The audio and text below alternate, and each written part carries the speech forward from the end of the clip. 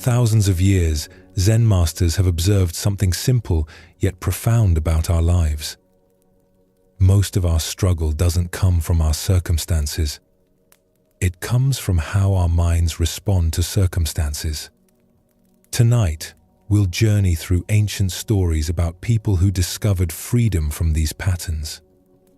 Before we begin, feel free to share what time it is and where you're listening from. The people in these stories found peace not through complex techniques or years of effort, but through simple seeing. Through recognizing what the mind was doing and watching those patterns lose their power. These aren't lessons to memorize or truths to force yourself to believe. They're invitations to notice what might already be true. As we move through these teachings together, you might find your breathing naturally slowing, your body naturally releasing tension it's been holding. There's nothing you need to accomplish here. Nothing to understand perfectly. Just let these stories unfold, one after another, like gentle waves. Take a slow, deep breath, and let's begin our journey together. The ancient teachers of Zen Buddhism understood something simple about human suffering. They noticed that our unhappiness rarely comes from what is actually happening. Instead, it comes from our mind's response to what is happening. The mind moves in two directions. It reaches toward what it wants, but doesn't have, and it pulls away from what it has, but doesn't want. This constant movement, this endless reaching and resisting, creates most of our struggle. In a prosperous village along the merchant road lived a pottery maker named Hiroshi. His workshop sat at the edge of town, its chimney visible from quite a distance. Travelers would stop specifically to see his work. His bowls were praised for their perfect weight and balance. His vases had a subtle glaze that seemed to change color depending on the light. Other potters in neighboring villages tried to copy his techniques, but could never quite match his skill. Hiroshi had built this success through years of dedicated work. He owned his workshop outright, with no debts to repay. His home was comfortable, with thick walls and a good roof. His wife was gentle and patient. His 2 children were healthy and quick to laugh. His pantry stayed full. His kiln fired true. By any reasonable measure, his life was good. Yet Hiroshi felt a constant restlessness, like a stone in his shoe that he couldn't quite remove. When a customer purchased 3 tea bowls, Hiroshi would find himself thinking about the large serving platter that remained unsold. When he finally sold the platter, his mind would immediately jump to the new wheel he wanted to purchase. When he bought the wheel, he began planning for a larger kiln. When the larger kiln was built, he started thinking about opening a second workshop in the next town. His wife, Yuki, noticed this pattern clearly. She would watch him in the evenings, supposedly resting after a day of work, but his eyes were distant. His mind was clearly somewhere else. "Hiroshi," she said one evening as they ate their meal together, "you have everything you once told me you dreamed of having. We have a good home. The children are well. Your work is respected throughout the region. Yet you seem troubled. What weighs on your mind?" Hiroshi looked up from his bowl, surprised by the question.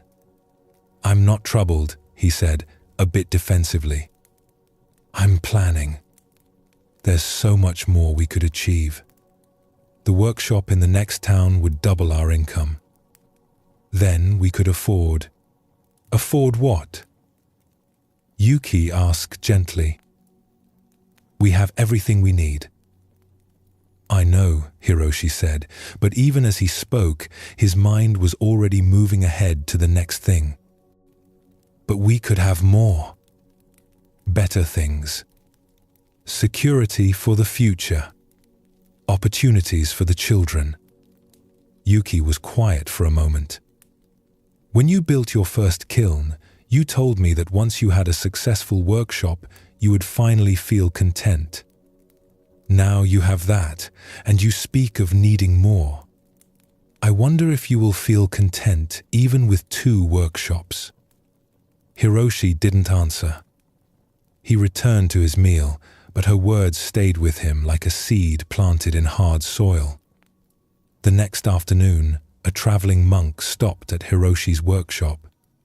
The monk was old, his robe patched in several places. He carried nothing but a wooden bowl and a walking stick worn smooth from years of use. He entered the workshop and stood for a long time looking at the pottery displayed on the shelves. "These are beautiful," the monk said finally, his voice soft with genuine appreciation. Hiroshi, who had been wedging clay in the corner, came over. He was used to compliments about his work and had learned to accept them gracefully. "Thank you. Would you like to purchase something?"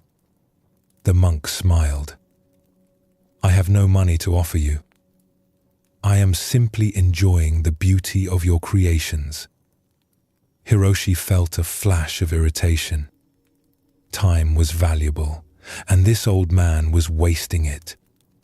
What use is enjoying something if you can't own it? He asked, more harshly than he intended. The monk didn't seem offended. He picked up one of Hiroshi's finest bowls, a piece that had taken days to shape and glaze perfectly. He held it with great care, turning it slowly in his weathered hands. "When I hold this bowl," the monk said quietly, "I experience its weight. I feel how it fits perfectly between my palms. I see how the glaze moves from deep blue to pale green. I notice this small irregularity here, which makes it unique among all bowls ever made. These experiences are mine completely, even though the bowl belongs to you." He set the bowl down with great gentleness, as if saying goodbye to a friend. Then he walked toward the workshop entrance, pausing at the doorway. "The sunset this evening will be extraordinary," he said, looking at the western sky. "I own none of it. I cannot keep it in my house or carry it with me. Yet I will possess the entire experience. Every color, every moment of fading light. It will be mine in a way that ownership could never provide." The monk bowed slightly and continued on his way, leaving Hiroshi standing in his workshop surrounded by beautiful objects, feeling somehow hollow.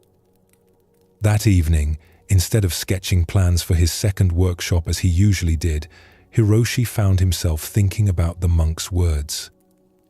When the sun began to set, he walked outside and sat on the ground near his kiln. The sky was doing exactly what the monk had predicted. Deep orange spread across the horizon, bleeding into pink, then purple, then a dark blue that seemed to hold all the colors within it. Hiroshi watched the entire display. For those minutes, his mind wasn't reaching for anything else. He wasn't thinking about what he didn't have or what he wanted to build next. He wasn't planning or calculating or imagining future success. He was simply there, watching light change across the sky. And in that brief time, he felt something he hadn't experienced in years, maybe not since he was a child. A deep, quiet satisfaction that asked for nothing more than what was already present. When the last light faded, Hiroshi sat in the darkness for a while longer. He could hear his children's voices inside the house. He could smell the food Yuki was preparing. He could feel the warm earth beneath him, still holding the day's heat. All of it was his to experience fully. None of it required ownership. The next morning, Hiroshi woke to his familiar thoughts. His mind began its usual pattern of wanting, planning, reaching for the next achievement. Old habits don't disappear after one sunset. But something had shifted, just slightly. Occasionally throughout his day, he would pause and actually experience what he was doing. The feel of wet clay between his fingers, the heat of the kiln on his face, the weight of a finished bowl in his hands. These moments didn't last long. His reaching mind would quickly return, pulling him toward thoughts of future success and accumulation. But now he had tasted something different. He understood what the monk had been teaching. His restlessness wasn't caused by not having enough. It came from his mind's inability to be at peace with what was already here, already his to experience. This story illuminates what the Zen teachers called grasping. It's the mind's tendency to always reach beyond the present moment toward what it doesn't yet possess. Hiroshi had genuine abundance. His skills provided well for his family. His work brought satisfaction to many people. His life contained countless experiences of beauty and connection. Yet his mind's constant reaching toward what he didn't have prevented him from truly receiving what he did have. The Zen masters observed that grasping creates a peculiar kind of suffering. When our mind is always oriented toward the next thing, the present moment loses its clarity. We're here in body but not in awareness. Like Hiroshi working with clay while his mind planned future workshops, we go through our lives only partially present to our own experience. The monk in this story demonstrated something different. He owned almost nothing, yet his ability to fully receive each experience gave him a kind of wealth that couldn't be purchased. When he held Hiroshi's bowl, he truly held it. His attention wasn't divided between the bowl and thoughts about other bowls he might hold tomorrow. He was completely there with the weight, the texture, the color. This complete presence transformed a simple moment into a rich experience. This teaching doesn't suggest we should never plan for the future or work toward goals. Hiroshi's ambition had created genuine value. His skills supported his family and brought beauty into the world. The problem wasn't his success or even his desire for more success. The problem was that his reaching mind prevented him from ever feeling satisfied, from ever being fully present to the life he was actually living. Many of us carry this same pattern. We think satisfaction will come when we achieve the next milestone, acquire the next possession, reach the next level of success. But if our mind's habit is to always reach beyond what's present, no achievement will ever feel like enough. The reaching continues regardless of what we accumulate. The moment Hiroshi watched the sunset, without reaching for anything beyond it, he touched something that had been available all along. A natural peace that doesn't depend on circumstances being different. A satisfaction that comes not from having more, but from being fully present to what's already here. This is one source of our unhappiness that Zen Buddhism addresses directly. The mind's habit of grasping, always wanting what isn't present, creates a constant undercurrent of dissatisfaction. We can be surrounded by abundance, yet feel empty if our attention is always focused on what we lack rather than what we have. The second pattern the ancient masters observed was resistance. This is the mind's tendency to push away what it finds unpleasant or disagreeable. In a mountain monastery lived a young monk named Daichi. He had arrived 6 months earlier, filled with idealism about spiritual life. He imagined peaceful meditation, wise teachings, and a supportive community of fellow seekers. The reality he found was quite different from his expectations. The meditation hall was cold, especially during winter mornings. Frost would form on the inside of the windows. The wooden floor seemed to pull heat from his body during long sitting sessions. The morning bell rang well before dawn, jarring him from sleep when his body craved more rest. The food was plain, mostly rice and vegetables with little seasoning. The work periods were long and often tedious.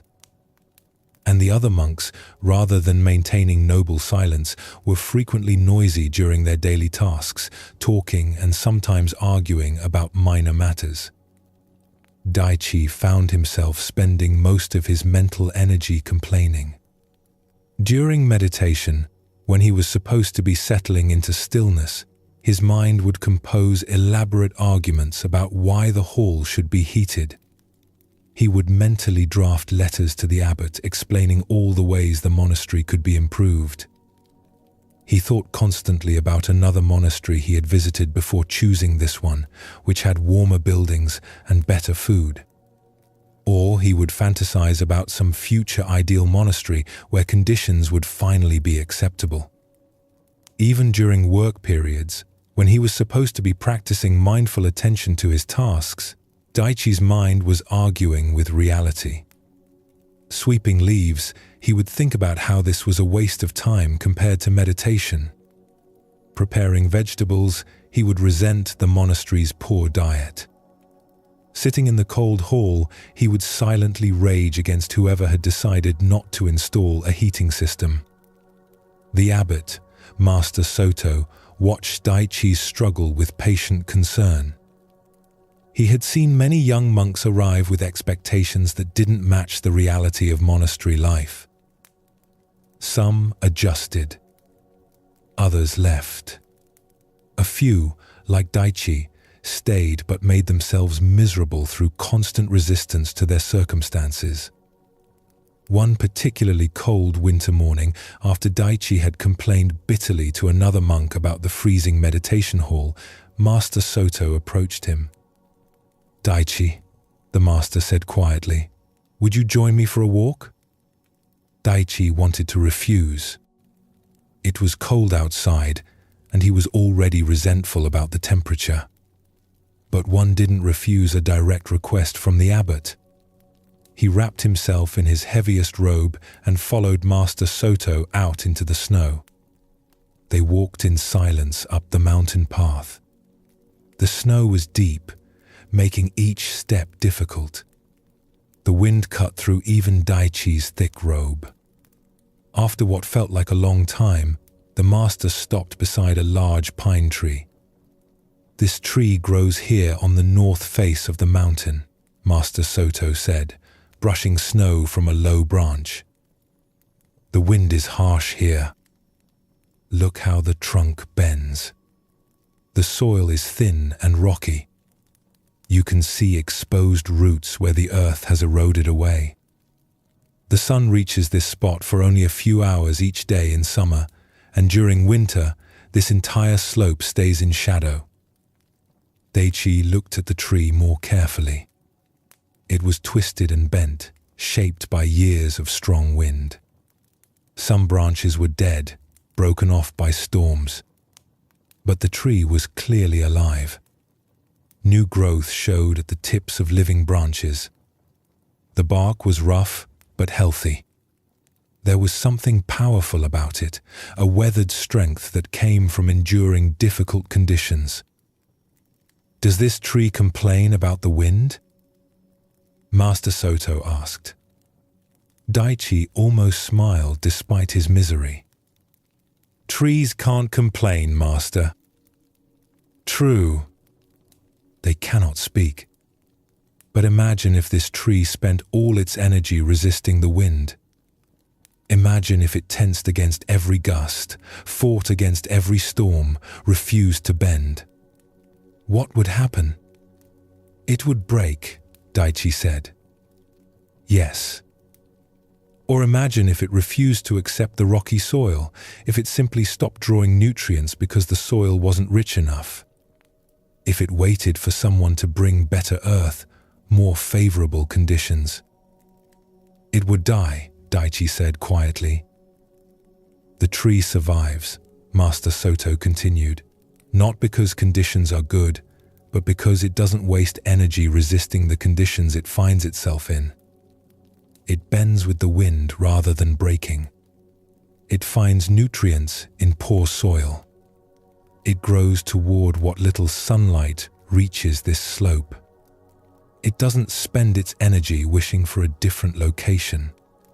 It simply grows in the place where it stands. They walked back to the monastery in silence. Daichi's mind was turning over the master's words, but he wasn't sure what to do with them. The cold hall would still be cold. The food would still be plain. His preferences hadn't changed. That afternoon during meditation, the cold air felt just as harsh as it always did. But something in Daichi shifted, just slightly. He noticed how he was holding his body, tensed against the cold as if tension could warm him. He noticed his mind, constantly arguing with the temperature, rehearsing complaints, imagining different circumstances. And then, almost experimentally, he tried something different. He stopped resisting the cold in his mind. He didn't pretend it wasn't cold or tell himself he should enjoy it. He simply stopped the internal argument about how it shouldn't be this way. The cold became just a sensation. Unpleasant, yes, but when he stopped fighting it mentally, it became somehow more manageable. The sensation itself hadn't changed, but the exhausting layer of mental resistance had lifted. Over the following weeks, Daichi experimented with this approach in other areas. When the morning bell rang before dawn, instead of lying there resenting it and mentally arguing about reasonable wake-up times, he simply got up. The tiredness was still there, but without the layer of resentment, it felt less burdensome. When the food was plain during meals, instead of mentally comparing it to better food he had eaten elsewhere, he noticed its actual taste. Rice had a subtle sweetness. The vegetables had their own distinct flavors. Without the constant mental commentary about how the food should be better, he could actually taste what was in front of him. The transformation wasn't dramatic or sudden. The monastery didn't change. The conditions remained as difficult as before. But Daichi's experience of those conditions shifted profoundly. Without the constant mental resistance, even uncomfortable situations became workable. The cold was cold, but it wasn't unbearable. The early mornings were early, but they weren't torturous. The plain food was plain, but it nourished him adequately. Years later, after Daichi had become a senior monk, younger students would often come to him with complaints about monastery life.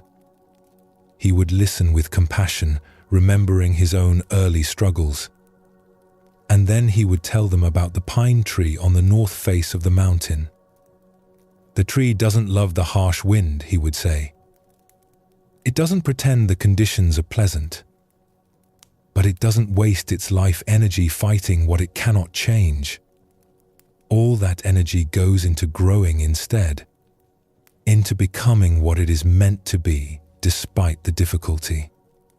This teaching about resistance reveals something important that the Zen masters understood deeply. Much of our suffering comes not from difficult situations themselves, but from our mental struggle against them. When we resist what's already happening, we add a second layer of pain to the first. Daichi's cold meditation hall was genuinely uncomfortable. That was the first layer, the simple physical discomfort of cold air. But his constant mental resistance to the cold created a second layer of suffering that was far more draining than the physical sensation itself. His mind's endless complaints, arguments, and fantasies about different circumstances consumed tremendous energy and attention. This mental activity made the cold feel unbearable rather than simply uncomfortable. The Zen masters observed this pattern everywhere in human experience. Physical pain is difficult, but our mental resistance to that pain often causes more suffering than the pain itself. Difficult circumstances are challenging, but our constant mental fight against those circumstances exhausts us more than the actual challenges do.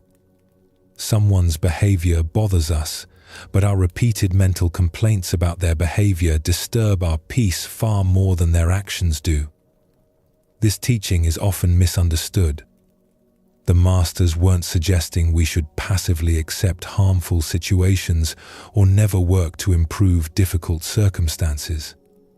The monastery certainly could have built a warmer meditation hall. That would have been a practical improvement.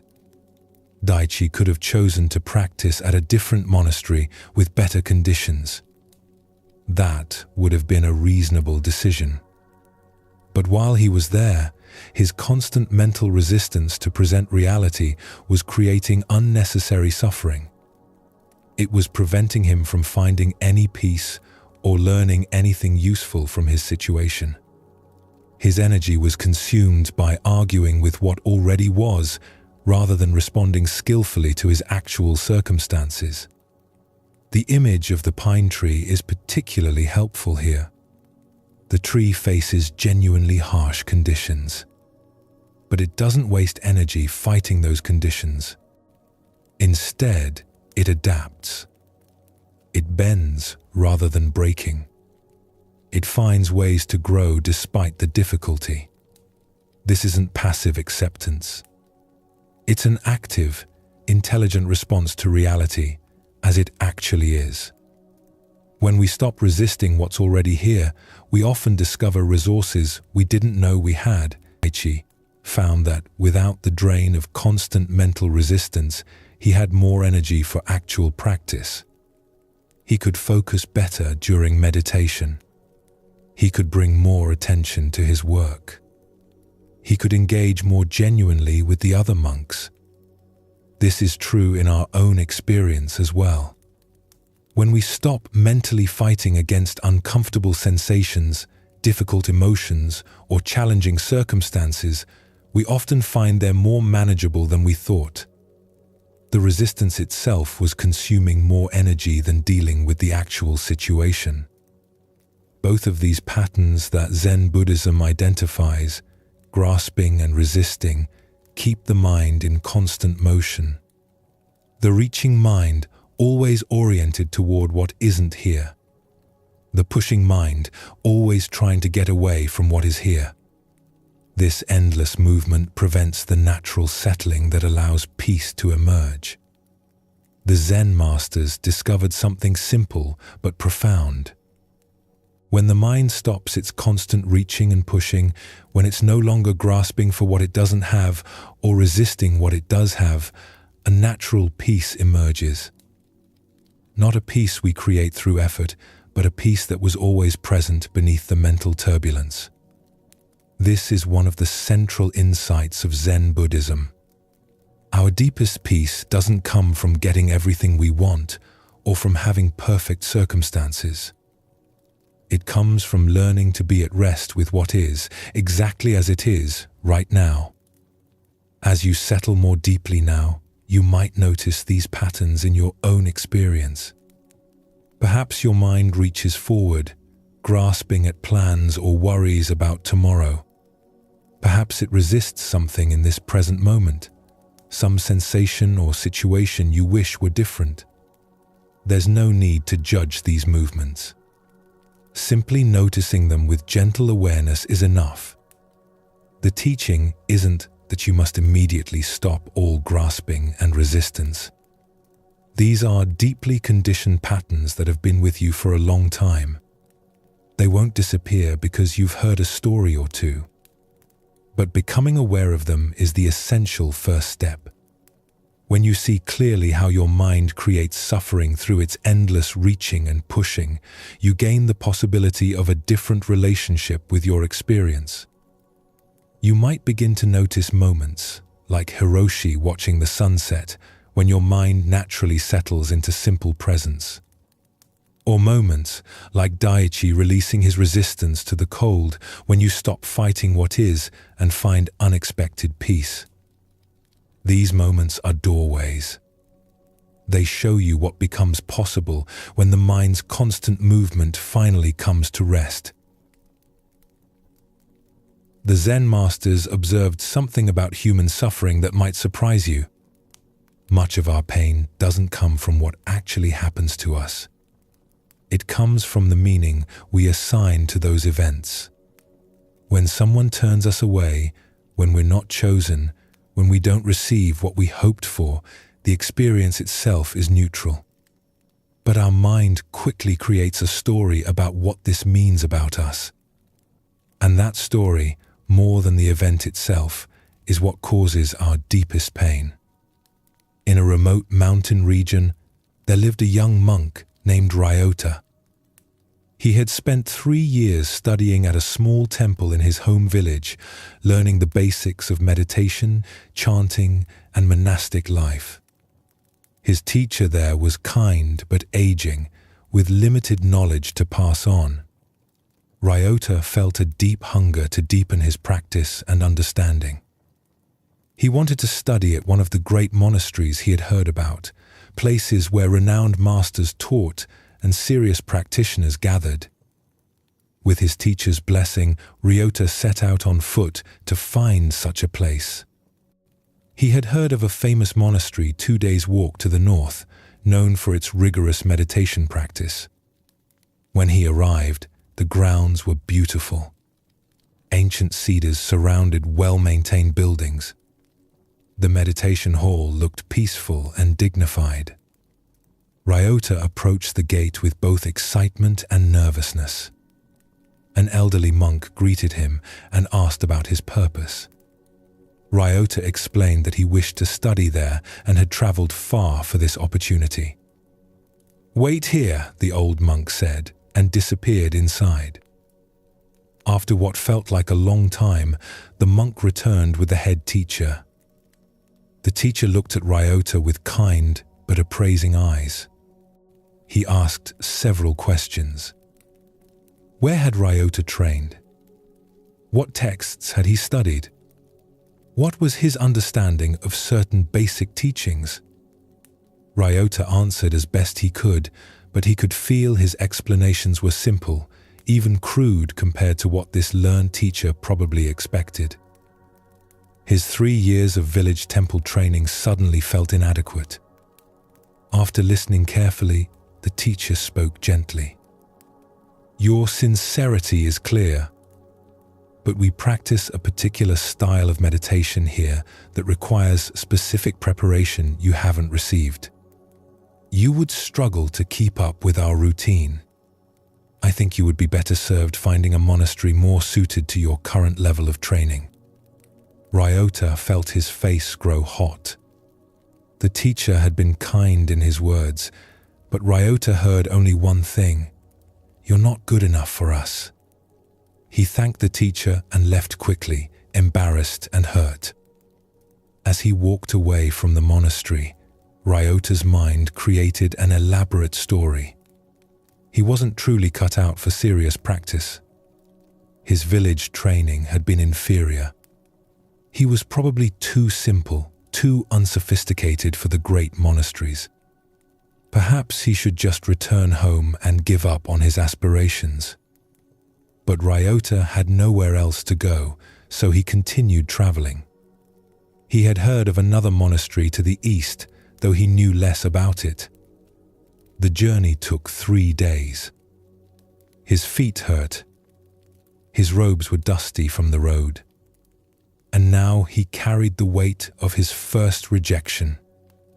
This second monastery was smaller than the first, built around a natural hot spring. The buildings were simpler, but the grounds had a peaceful quality. A middle-aged monk with a weathered face greeted him at the gate. Again, Ryota explained his wish to study. Again, he was asked to wait while the monk consulted with the teachers. This time, Ryota felt less hopeful. He prepared himself for another rejection. When the monk returned, he brought unexpected news. "Our abbot will see you tomorrow morning. You may stay in the guest quarters tonight. There is rice and vegetables in the kitchen."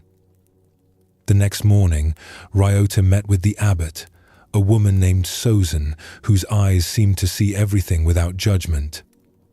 She asked different questions than the first teacher had asked. She wanted to know why Ryota had left his home temple.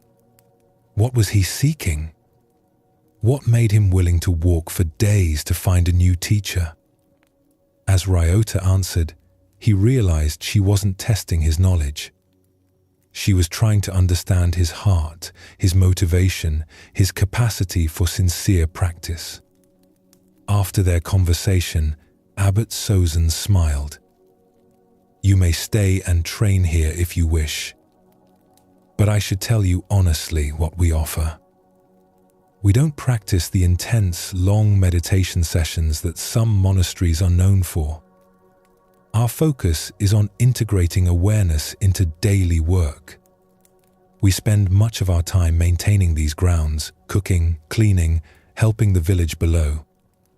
We believe practice happens in ordinary activity, not just on the meditation cushion." She paused, watching Ryota's face. "The monastery that turned you away is excellent for what they do, but their approach requires a certain background and temperament. You might not have been happy there, even if they had accepted you. Here, if you're willing to bring full attention to simple tasks, you may find what you're looking for." Ryota felt something shift inside him. This wasn't the prestigious monastery he had imagined. But Abbot Sozan's words resonated with something in him he hadn't fully recognized. He had always found peace in simple work, in the feel of a broom moving across wooden floors, in the care of tending a garden. "I would be honored to stay," Ryota said. Over the following months, Ryota discovered that Abbot Sozan had been right. The practice at this monastery suited him perfectly. During long hours of weeding, washing dishes, or chopping vegetables, he learned to maintain steady awareness. He found that his mind settled naturally when his hands were engaged in simple tasks. The meditation periods, though shorter than at famous monasteries, felt more accessible and genuine to his temperament. One day, about a year after his arrival, a traveling monk stopped at their monastery. Over the evening meal, this monk spoke about having trained at the prestigious monastery that had turned Ryota away. "The practice there is powerful," the monk said, "but extremely demanding. We sat for 10 hours a day with minimal sleep. The teaching was subtle and difficult to grasp. Many monks left within the first few months because the intensity was too much." He paused. "I learned a great deal, but I'm not sure it was the right place for me. I'm hoping to find somewhere more balanced." Ryota listened and felt a wave of understanding. The first monastery hadn't rejected him because he was inadequate. They had recognized, more clearly than he could at the time, that their approach wasn't suited to his nature. What he had interpreted as judgment of his worth was actually accurate assessment of fit. If that first teacher had accepted him out of politeness, Ryota might have struggled for months or years in an environment that didn't match his temperament. He might have concluded that he wasn't meant for serious practice at all. Instead, that initial rejection had set him on a path to finding the perfect place for his development.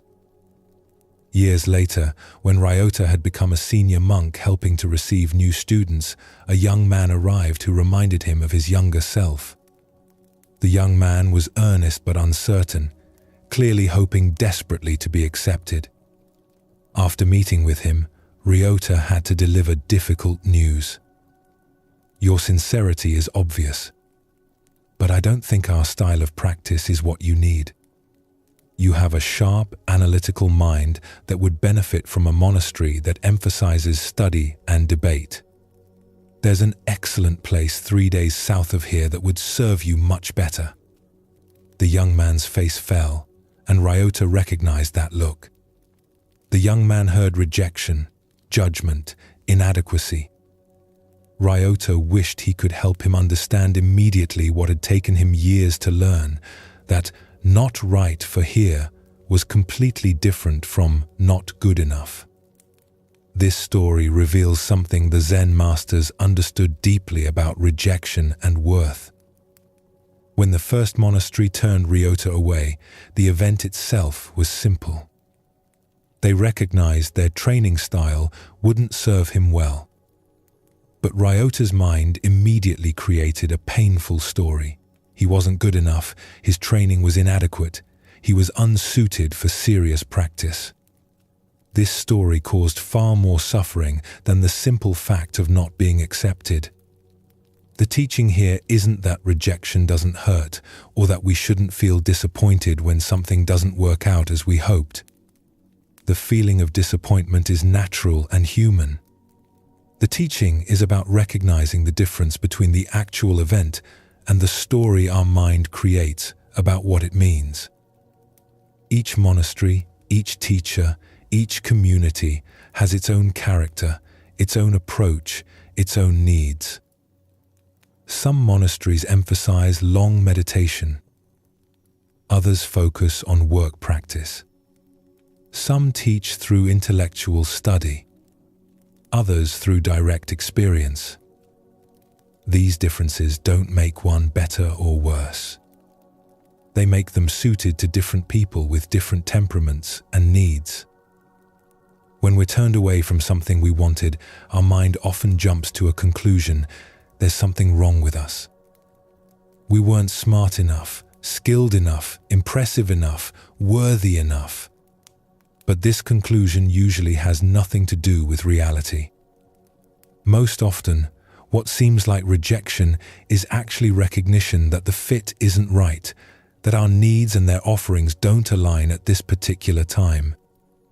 The first teacher who turned Ryota away was actually being kind, though Ryota couldn't see it then. If the teacher had accepted him out of politeness, knowing their approach wouldn't serve him well, that would have been the real cruelty. Instead, by being honest about the mismatch, the teacher freed Ryota to find the place where he could truly flourish. This understanding applies to many situations where we experience rejection. When someone doesn't choose to be in relationship with us, it's not usually because we're unworthy of love. It's because the particular combination of two people's histories, temperaments, needs, and circumstances doesn't create the right conditions. When we're not hired for a position we wanted, it's rarely because we lack value. More often, the specific needs of that organization at that moment aligned better with someone else's particular strengths. Recognizing this doesn't eliminate the disappointment of not getting what we hoped for, but it can prevent the additional layer of suffering that comes from making the rejection mean something about our fundamental worth. The disappointment is real and valid. The story that we're inadequate or unworthy is usually fiction. There's another dimension to this teaching that the Zen masters emphasized. Every person's preferences, every organization's needs come from a complex web of conditioning. The teachers at the first monastery preferred intense meditation because of their own training and understanding. The abbot at the second monastery valued work practice because of her background and insight. Neither preference was inherently superior. They were simply different expressions of practice shaped by different histories. When someone doesn't choose us, when we're not accepted somewhere we hope to be, we're not being judged against some universal standard of worth. We're simply not aligning with that particular person's or group's conditioned preferences in this particular moment. Their preferences say more about their history than about our value. In a different region, in the foothills where villages clustered along a wide river, there lived a young woman named Tama. From childhood, she had been drawn to the teachings of Zen Buddhism. She would listen raptly to traveling monks who occasionally passed through her village. She memorized the few teachings her family's small temple offered. At night, she would lie awake thinking about the nature of mind and awareness. She knew with certainty that she wanted to dedicate her life to practice and understanding. When Tama reached 18, she heard stories about a great master named Hakuin who lived 3 weeks' journey away. Master Hakuin was renowned throughout the region for his wisdom and his ability to guide students to profound realization. Monks would travel for months just to receive his teaching. He had written texts that were studied everywhere. People spoke of him with reverence, describing how his sharp questions could cut through years of confusion in a single exchange. This was exactly the teacher Tama wanted. Her parents were reluctant to let her go. "You're young," her father said. "How do you know this is truly your path?" "I've known since I was a child," Tama replied. "Every other possibility feels empty compared to this." Her mother worried about the journey. 3 weeks on foot for a young woman alone. "It's dangerous." "I'll be careful," Tama promised. "But I can't stay here knowing there's a teacher who could help me understand what I'm seeking." Finally, with their blessing, she set out. The walk took longer than expected. The mountain passes were steep and treacherous. She had to stop several times in villages to work for food and a place to sleep. She washed dishes at an inn. She helped harvest vegetables at a farm. Each delay made her more anxious that she would arrive too late, that the master might not accept new students, that her opportunity would somehow slip away. But finally, after nearly a month of travel, she arrived at the famous monastery. The grounds were more impressive than she had imagined. Hundreds of monks practiced there. The main gate was carved from massive timber. The meditation hall could hold more than 100 people. The library building had multiple stories. This was a serious place of practice, and Tama felt both intimidated and excited. This was where real understanding happened. This was where she would finally learn what she had been seeking all her life. She requested an audience with Master Hakuin, expecting to wait days or even weeks. To her surprise, she was granted a meeting the next morning. She barely slept that night in the guest quarters, rehearsing what she would say, how she would demonstrate her sincerity and dedication. She went over every teaching she had memorized, every insight she had gained from her limited study. Master Hakuin was elderly, but his presence filled the room. His eyes were sharp and clear. He gestured for Tama to sit and asked her directly why she had come. Tama poured out her story, her lifelong devotion to practice, her study of what little teaching was available in her village, her willingness to travel far from home, to leave her family, to dedicate herself completely to understanding. She tried to demonstrate her knowledge by speaking about the teachings she had memorized, quoting from texts, explaining her understanding of basic concepts. She wanted him to see how serious she was, how ready to dedicate herself completely to training under his guidance. The words tumbled out quickly, her nervousness making her speak faster than she intended. Master Hakuin listened without interruption. His face revealed nothing. When Tama finally finished, her throat dry from speaking, he sat in silence for what felt like a very long time. Then he spoke, his voice gentle but firm.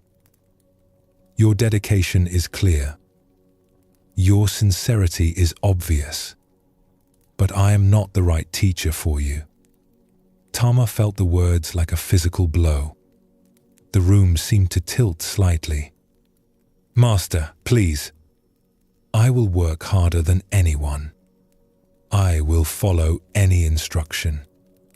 I have traveled for a month to get here. I'll do whatever is needed." Hakuin shook his head slowly. "The distance you traveled and your willingness to work hard are not the question. I can see you have a subtle mind and a gentle spirit. You think carefully about things. You approach understanding gradually, building one insight upon another." He paused. "My teaching style is harsh and confrontational. I use koans that can seem like riddles, and I challenge students aggressively to break through their conceptual understanding. When students come to me with their careful explanations, I often tear those explanations apart to force them beyond conceptual thinking. This approach serves some students well. But for someone with your temperament, it would likely cause more confusion than clarity. You would spend your energy trying to defend your understanding rather than deepening it." "But you're the greatest master," Tama protested, tears starting in her eyes. "How can I learn properly from anyone else? Everyone speaks of your wisdom." "Greatest?" Hakuin raised an eyebrow. "I am effective for certain kinds of students. But there are many paths in Zen, many teaching styles. What makes me effective for some would make me harmful for others." He paused, his expression softening. "There is a teacher named Ryonen who lives in a small hermitage 2 days south of here. She teaches in a completely different way than I do. Her approach is gradual, gentle, focused on subtle awareness rather than dramatic breakthrough. She asks questions that help students discover insights for themselves rather than forcing breakthroughs. I think she would serve you much better than I ever could." "I've never heard of her," Tama said quietly, feeling foolish. "Not everyone needs to be famous to be wise," Hakuin replied. "Ryonen was one of my fellow students when we were young. She understood the teachings as deeply as anyone I've known. She simply chose a different path for sharing them." Tama left the monastery feeling devastated. She had built her entire vision of her practice around studying with Master Hakuin. To be turned away and directed to some teacher she had never even heard of felt like complete failure. She sat by the road outside the monastery gates for a long time, crying. She thought about returning home. Perhaps she had been foolish to think she could become a serious practitioner. Perhaps the journey had been a waste. Her parents had been right to worry. But she had nowhere else to go, and she had come too far to simply give up without even trying this other teacher. With heavy steps, she traveled south to find teacher Ryonen that Hakuin had mentioned. The hermitage, when she found it after 2 days of walking, was humble. Just a small building surrounded by vegetable gardens and a meditation hut built into the hillside. No impressive gates, no large halls, no library building. Only 3 other students lived there, all women around her age. Teacher Ryonen was a woman in her 50s, with a quiet, unhurried way of speaking. She wore a simple robe and had her hair tied back. Tama explained that Master Hakuin had sent her, trying to keep the disappointment out of her voice and failing. Ryonen smiled knowingly. "Hakuin and I trained together when we were young," she said. "We learned the same teachings but discovered completely different ways of sharing them. He breaks down walls with force. I help students find doorways they didn't know existed. Neither way is superior. They serve different people." She studied Tama's face. "You're disappointed to be here instead of at his monastery." "I'm sorry," Tama said, embarrassed. "I don't mean to be ungrateful." "Don't apologize for your honest feelings," Ryonan said. "You imagined your life would unfold one way, and now it seems to be unfolding differently. That disappointment is natural." Ryonan invited Tama to stay for a few weeks to see if the practice there suited her. Those weeks stretched into months, then years. Tama discovered that Ryonan's teaching style matched her nature perfectly. Instead of wrestling with paradoxical koans, they explored subtle aspects of awareness through careful observation. Ryonan would ask things like, "When you're washing dishes, where is your awareness?" Or, "What happens in the moment between hearing a sound and recognizing what made it?" These simple questions opened doors Tama hadn't known existed. Instead of intense confrontation that broke down her understanding, they practiced gentle inquiry that gradually revealed deeper layers. Ryonan taught through questions rather than answers. She would ask Tama to notice specific things during meditation or daily work, then ask what Tama had discovered. Each question opened new dimensions of awareness that Tama hadn't imagined existed. The practice felt natural, almost effortless, like water finding its own course rather than being forced through a channel. 5 years after her arrival, a young monk came to the hermitage seeking refuge. His name was Kenshin, and he looked exhausted and defeated. He had been studying with Master Hakuin, but found the practice there overwhelming and confusing. He felt like a failure for not being able to handle Hakuin's rigorous approach. "Every time I thought I understood something, he would challenge me so aggressively that I would doubt everything," Kenshin explained. "I felt like I was constantly defending myself rather than learning. I started to think, maybe I'm just not intelligent enough for serious practice." Tama listened to his story with deep understanding. She told him about her own journey, how she had initially seen being sent away from Hakuin as rejection and failure. Only later did she understand it as the greatest gift. Hakuin had recognized more clearly than she could at the time what kind of teaching would serve her best. "Master Hakuin is a great teacher," Tama said to the troubled young monk. "But great doesn't mean right for everyone. He recognized that his teaching style and my temperament weren't a good match. He cared enough to direct me somewhere I could truly learn, rather than accepting me out of politeness and watching me struggle. That's wisdom, not rejection." The young monk's face showed confusion, then slowly, understanding. "So, when he turned you away, he wasn't saying I wasn't good enough for his teaching," Tama finished. "He was saying his teaching wasn't right for me. Those are completely different things." Kenshin stayed at the hermitage and flourished under Ryonan's gentler approach. Watching him discover his own capacity for understanding helped Tama appreciate even more fully how different people need different paths.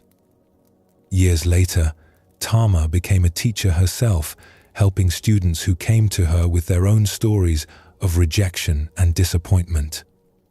She would tell them about Master Hakuin, about how being turned away from what she thought she wanted had led her to what she truly needed.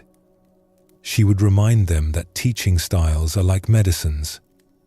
The most powerful medicine in the world is useless or even harmful if it's not the right medicine for your particular condition. This story illuminates another dimension of how we misunderstand rejection. Tama had created an entire fantasy about studying with the famous Master Hakuin. When that fantasy collapsed, she experienced it as personal failure. But Hakuin wasn't rejecting her worth or capability. He was recognizing with wisdom she didn't yet have, that his teaching approach wouldn't serve her particular mind and temperament well. The Zen masters understood something we often forget. There is no single right path, no universal best teacher, no one approach that serves everyone equally. What helps one person might confuse another. What awakens insight in one mind might create obstacles in a different mind. This isn't because one person is better or worse. It's because each person arrives with their own unique conditioning, temperament, and needs.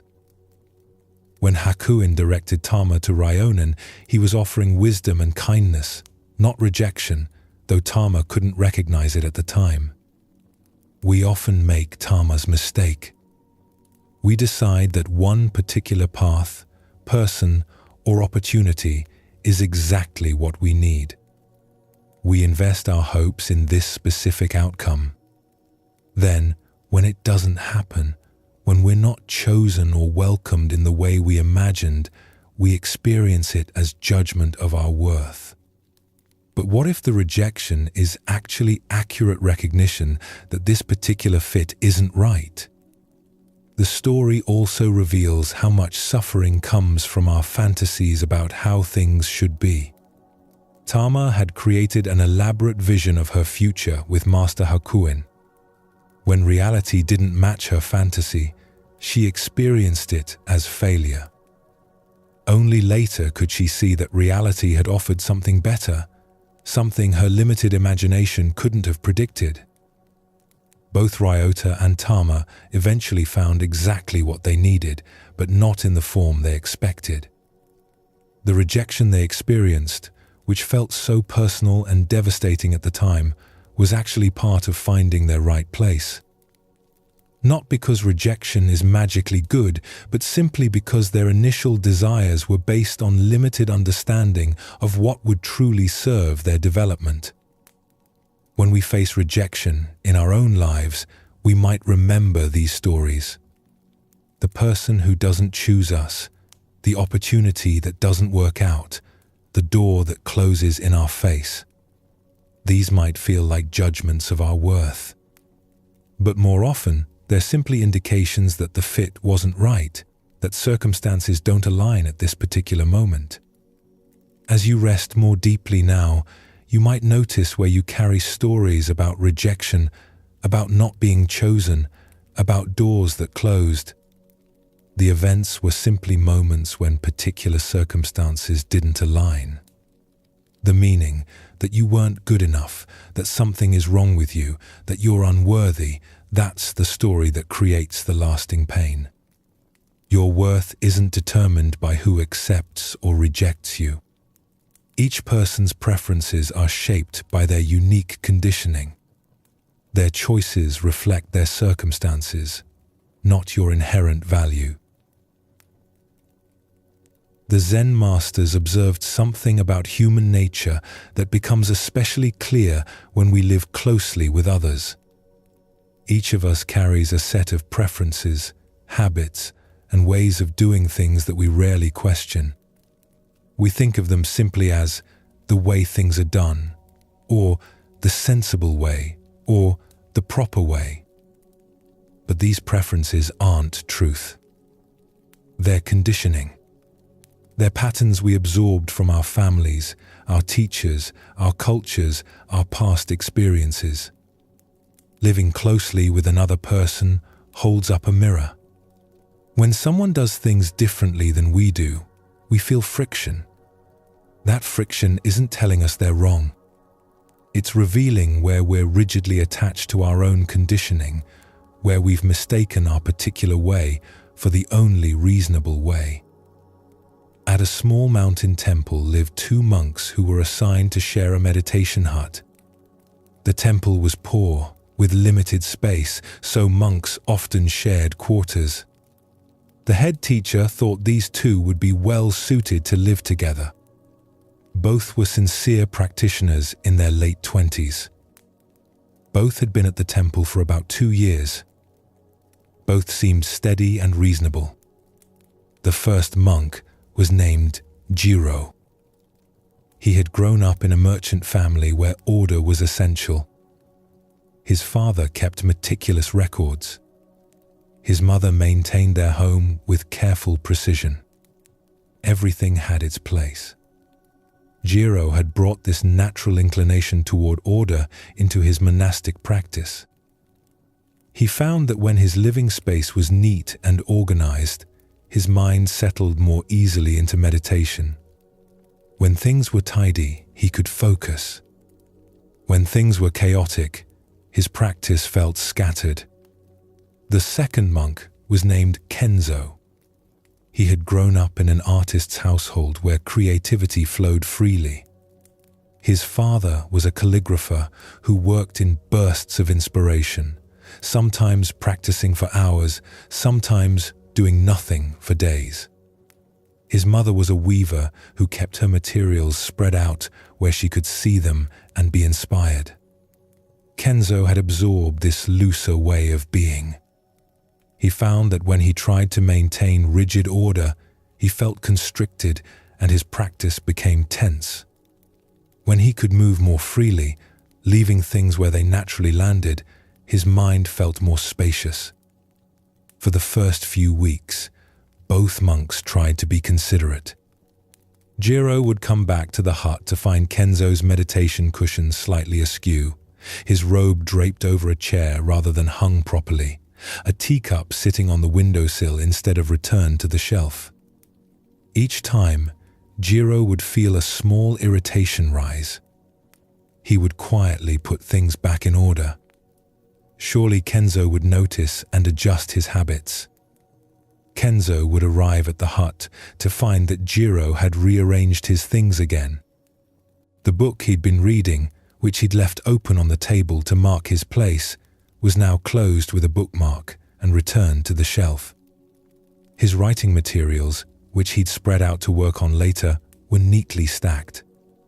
Each time, Kenzo would feel a tightness in his chest. Why couldn't Jiro just leave things alone? He would take his materials back out. Surely Jiro would understand he was using them. Neither monk spoke about this friction directly. Both thought they were being reasonable and the other was being inconsiderate. Jiro thought to himself, it's just basic courtesy to keep shared space tidy.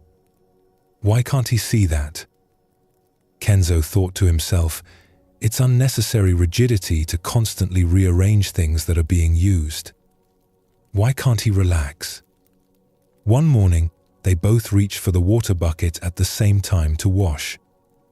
Jiro had a particular way of doing morning ablutions. He would fill the basin precisely halfway, wash his face with exactly 3 handfuls of water, then use the remaining water for his hands and feet. This was how he had been taught at his first temple, and it felt right to him.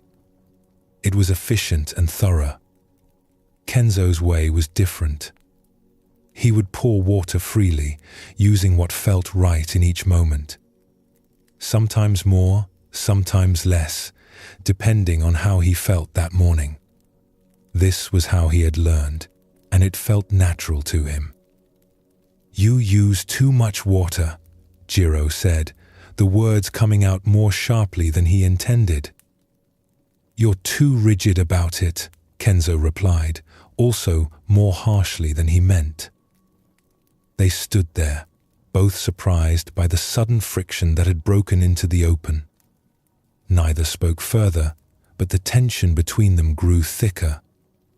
Over the following weeks, the small irritations multiplied. Jiro would wake early and move quietly, thinking this was considerate. But his quiet movements would wake Kenzo, who was a light sleeper. Kenzo would then stay up later at night, reading by candlelight, thinking he was being respectful by letting Jiro sleep first. But the flickering light would keep Jiro from falling deeply asleep. During meals, Jiro would finish eating and immediately clean his bowl, believing this was proper discipline. Kenzo would sit with his empty bowl for a while, reflecting on the meal, thinking this was proper mindfulness. Each thought the other's way showed a lack of understanding about practice. The head teacher, Master Suan, noticed the tension between them. He saw how they avoided each other during work periods. He heard the subtle sharpness in their voices when they did speak. One evening, he called them both to his quarters. "I understand you're having difficulties living together," Master Suan said. Both monks looked down, embarrassed. Jiro spoke first. "Master, I try to maintain proper order, but Kenzo is careless with shared space." "I'm not careless," Kenzo said, his voice tight. "Jiro is unnecessarily rigid. He can't let anything be." Master Suan nodded slowly. "Jiro, tell me about your morning washing. How do you do it?" Jiro explained his method, the precise amounts, the careful order. "This is how I was taught," he finished. "It's the correct way." "And Kenzo, how do you wash?" Kenzo described his more intuitive approach. "This is what feels natural," he said. "It's the right way to stay present." "I see," Master Suan said. "So you each believe you know the correct way." He let that sit in the silence for a moment. "Tell me, Jiro, before you came to your first temple, had you ever washed your face?" "Of course, Master." "And did you die from washing incorrectly?" Jiro felt his face grow warm. "No, Master." "Kenzo, at your first temple, did they teach any method for washing?" "Yes, Master. They taught me to use water freely, to trust my body's knowing." "So that became the right way?" Kenzo paused. "I suppose they taught me their way, and I thought it was just how it's done." "Both of you learned a way that worked well in your first environments," Master Suan said. "Jiro, your temple was in a mountain area where water was scarce. Careful use was necessary and became valued as discipline. Kenzo, your temple was beside a river with abundant water. Generous use felt natural and became valued as trust. Both approaches grew from their circumstances. Both can support practice. Neither is the truth." He looked at both monks. "The friction between you isn't because one of you is right and the other wrong. It's because you've each mistaken your conditioning for reality itself. You've taken what worked in one context and made it into a universal law." Over the following days, both monks sat with this teaching. Jiro began to notice how often he thought, "This is the right way," without questioning where that idea came from. He saw how his preference for order, which genuinely helped his practice, had hardened into a belief that disorder was wrong for everyone. Kenzo began to notice how he had taken his natural looseness, which genuinely served his practice, and elevated it into a principle that rigidity was always bad. He had been just as attached to his way as Jiro was to his. One evening, Jiro found Kenzo's teacup on the windowsill again. Instead of his usual irritation, he felt curious. He asked, "Why do you leave your cup there?" Kenzo looked up, surprised by the genuine question rather than silent judgment. "I like to have tea while watching the evening light.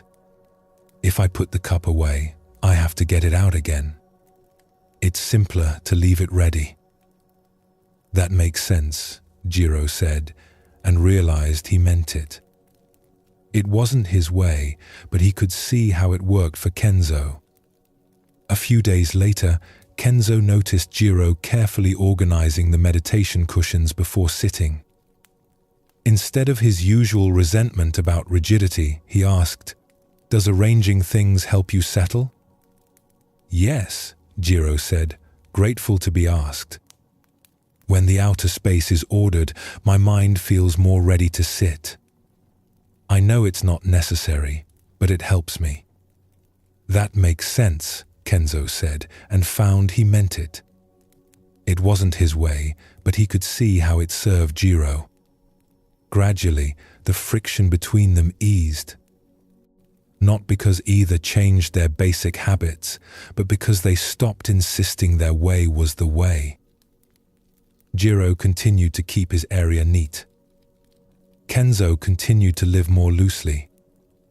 But now Jiro could see Kenzo's cup on the windowsill without tension, recognizing it as Kenzo's way rather than a failure to do things correctly. And Kenzo could see Jiro arranging cushions without judgment, recognizing it as what helped Jiro rather than unnecessary rigidity. The hut still looked like it housed two people with different habits. But the atmosphere inside had completely changed. Where there had been silent friction, now there was spaciousness.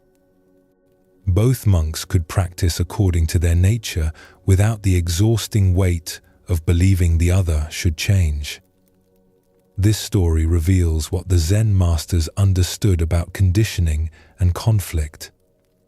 Both Jiro and Kenzo had learned approaches that genuinely worked for them. Jiro's order did help his practice settle. Kenzo's looseness did help his practice stay fluid. Neither was wrong about what served their own temperament. The problem wasn't their different approaches. The problem was the unconscious belief that what worked for each of them was universally correct. Jiro had absorbed from his merchant family and his first temple that order equals discipline equals proper practice. He never questioned this. It simply felt like obvious truth. Kenzo had absorbed from his artist family and his first temple that looseness equals trust equals proper practice. He never questioned this either. Living closely together forced both monks to confront their assumptions. When we live alone or only with people who share our conditioning, we rarely see that our preferences are just preferences. They seem like simple common sense. But when someone we respect does things completely differently, we face a choice. We can insist they're wrong and we're right. Or we can begin to question whether our way is absolute truth. Master Soen's teaching pointed to something subtle. He didn't say all ways are equally effective. Water conservation made genuine sense in a mountain temple with limited water. Generous use made genuine sense beside an abundant river. Context matters. What serves practice in one situation might not serve it in another. But both monks had taken their contextual learning and hardened it into rigid principle. This is what our minds do. We learn something that works, and without noticing, we begin to think it's the only thing that works. We mistake our particular conditioning for universal law. The peace that emerged between Jiro and Kenzo didn't come from one of them being proven right. It came from both of them recognizing their preferences as preferences rather than truth. Jiro could continue to value order without needing Kenzo to value it. Kenzo could continue to value looseness without needing Jiro to value it. The attachment to their way being the way had dissolved. This is the freedom the Zen masters pointed toward. Not freedom from having preferences or habits, but freedom from being enslaved by the belief that our preferences are objective reality. We can use what works for us without needing to make it into a universal principle that everyone else must follow. In a different monastery, in a valley known for its hot springs, a young monk named Takeo came to study with Master Etsuko. Takeo had trained for 3 years at a large, prestigious monastery where discipline was rigorous and routines were strict. He had learned to wake before dawn, to sit in meditation for long periods without moving, to eat his meals in formal silence, to work with intense focus. This training had been valuable. It had taught him dedication and concentration. When Takeo arrived at Master Etsuko's small temple, he expected to continue this rigorous approach. After all, he thought, serious practice required serious discipline. His first teacher had made this clear. The great masters of the past had practiced this way. It was obviously the correct path. But Master Etsuko's temple was different. She woke with the sun rather than before it. Her meditation periods were shorter but more frequent throughout the day. She would sometimes stop in the middle of a task to sit for a few minutes, then return to work. Meals were simple but not formal. She would often hum quietly while working. Her whole approach felt casual to Takeo, almost careless. At first, Takeo tried to maintain his rigorous schedule within this looser environment. He would wake in the dark while Master Etsuko still slept. He would sit in the meditation hall alone, holding his posture perfectly still even as his legs ached. He would eat his meals in formal silence even as his teacher ate naturally and sometimes spoke between bites. Master Etsuko noticed but said nothing. She continued her own practice in her own way. She seemed content, even joyful in her approach. This confused Takeo. How could someone practice so casually and still be considered a master?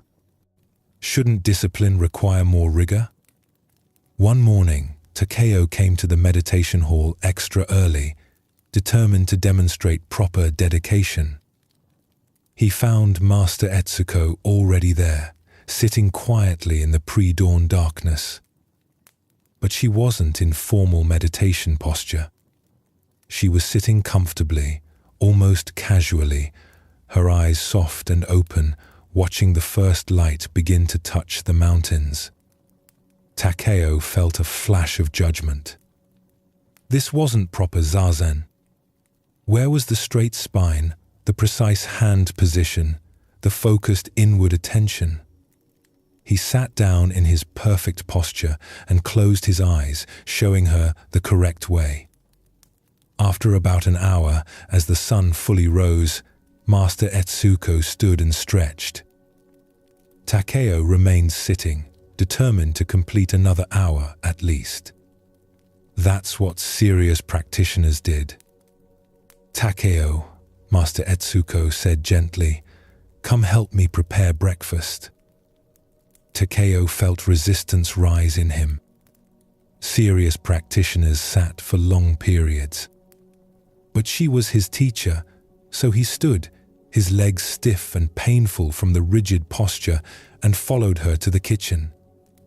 As they worked together, Master Etsuko asked, "How was your sitting this morning?" "Fine, Master," Takeo said, though in truth his mind had been filled with judgments about her casual posture and his own determination to sit correctly. "What did you notice during your meditation?" Takeo paused. What had he noticed? He had been so focused on maintaining perfect form, on sitting longer than his teacher, on demonstrating proper practice, that he hadn't really noticed anything beyond his aching legs and his thoughts about correct and incorrect practice. "I noticed my posture," he said finally. Master Etsuko smiled slightly. "And what did I notice?" Takeo didn't know how to answer. "I noticed the light changing," she said, washing rice with easy movements. "I noticed the birds beginning their morning songs. I noticed my breath naturally deepening as the day began. I noticed the temperature shift as the sun touched the valley. I noticed my body naturally wanting to stretch and move. She looked at him kindly. We were both sitting in that hall. But I wonder if we were doing the same practice. Over the following weeks, Master Etsuko gave Takeo various tasks. She would ask him to weed the garden, but when he attacked the work with intense focus, working until he was exhausted, she would stop him. "Takeo, are you working or fighting?" She would ask him to help prepare meals, but when he cooked with rigid attention to every detail, measuring everything precisely, she would ask, "Are you cooking with love or with rules?" She would sit with him in the meditation hall, but when he held himself painfully still, she would gently ask, "Are you sitting with awareness or with force?" Takeo found these questions frustrating. He was doing everything correctly, the way he had been taught. Why did she keep questioning his approach? He began to feel resentful. Had he come all this way to study with a teacher who didn't even understand proper discipline? One evening, after Takeo had spent the entire day working with fierce intensity in the garden, he came inside exhausted and irritable. Master Etsuko was sitting quietly, mending a robe, humming softly. "Master," Takeo said, unable to contain his frustration any longer, "I don't understand your teaching. At my first monastery, we learned that serious practice requires discipline, rigor, intensity. We pushed ourselves beyond comfort. We followed strict schedules. That's how the great masters practiced. But you seem so casual. How can this lead to genuine understanding?" Master Etsuko set down her mending and looked at him with great kindness. "Tell me about your first teacher." Takeo described Master Hakuin, a stern man who had trained at the most demanding monasteries. He had survived enormous hardship and believed this hardship was essential to break through. "And did your practice under his guidance serve you?" "Yes," Takeo said. "I learned concentration and dedication." "Then he was a good teacher for you at that time," Master Etsuko said. "Tell me, what was Master Hakuin's temperament?" Takeo thought. "He was very strong, willed, determined. He had a forceful nature. And you?" "I suppose I'm similar. I've always pushed myself hard." "Yes," Master Etsuko said. "And that approach worked well for your nature at that stage. The intensity matched your inner intensity. The discipline channeled your natural determination." She paused. "But tell me, Takeo, in these weeks here, has forcing yourself into rigid practice brought you peace, or has it brought you tension?" Takeo had to admit that he felt more tense, more judgmental, more rigid than he had felt in a long time. "My temperament is different from Master Hakuin's," Etsuko continued. "I'm naturally gentle. Forcing myself into harsh discipline doesn't deepen my practice, it creates war inside me. So I learn to practice in a way that suits my nature.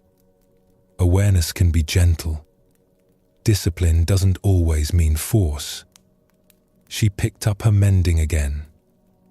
"You came here thinking there was one correct way to practice, the way you learned. But there are many authentic paths.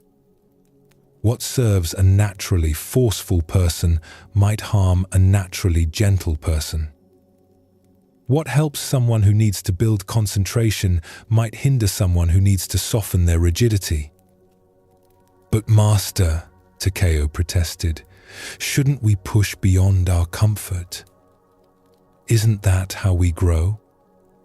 "There's a difference between challenging yourself and attacking yourself," Etsuko said. Your practice here has been violent. You're not challenging yourself to grow, you're forcing yourself to match an idea of what practice should look like. That idea came from your conditioning, from your first teacher's conditioning, from a whole lineage of people with similar temperaments. It's not wrong, but it's also not the only way. She looked at him directly. I didn't ask you to abandon discipline. I asked you to find what discipline means for you now, in this body, with this mind, at this stage of practice. Your way of sitting with rigid intensity might have been perfect for you 2 years ago. But is it perfect for you now?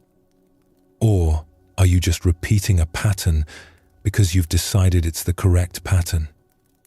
That night, Takeo couldn't sleep. He lay in his small room, feeling everything Master Etsuko had said turning over in his mind. He had been so sure he knew the right way to practice. He had been so certain that his teacher's casual approach was inferior. But was that true? Or had he just been clinging to his conditioning, defending his way as the way? The next morning, instead of forcing himself awake before dawn, Takeo let himself wake naturally with the light.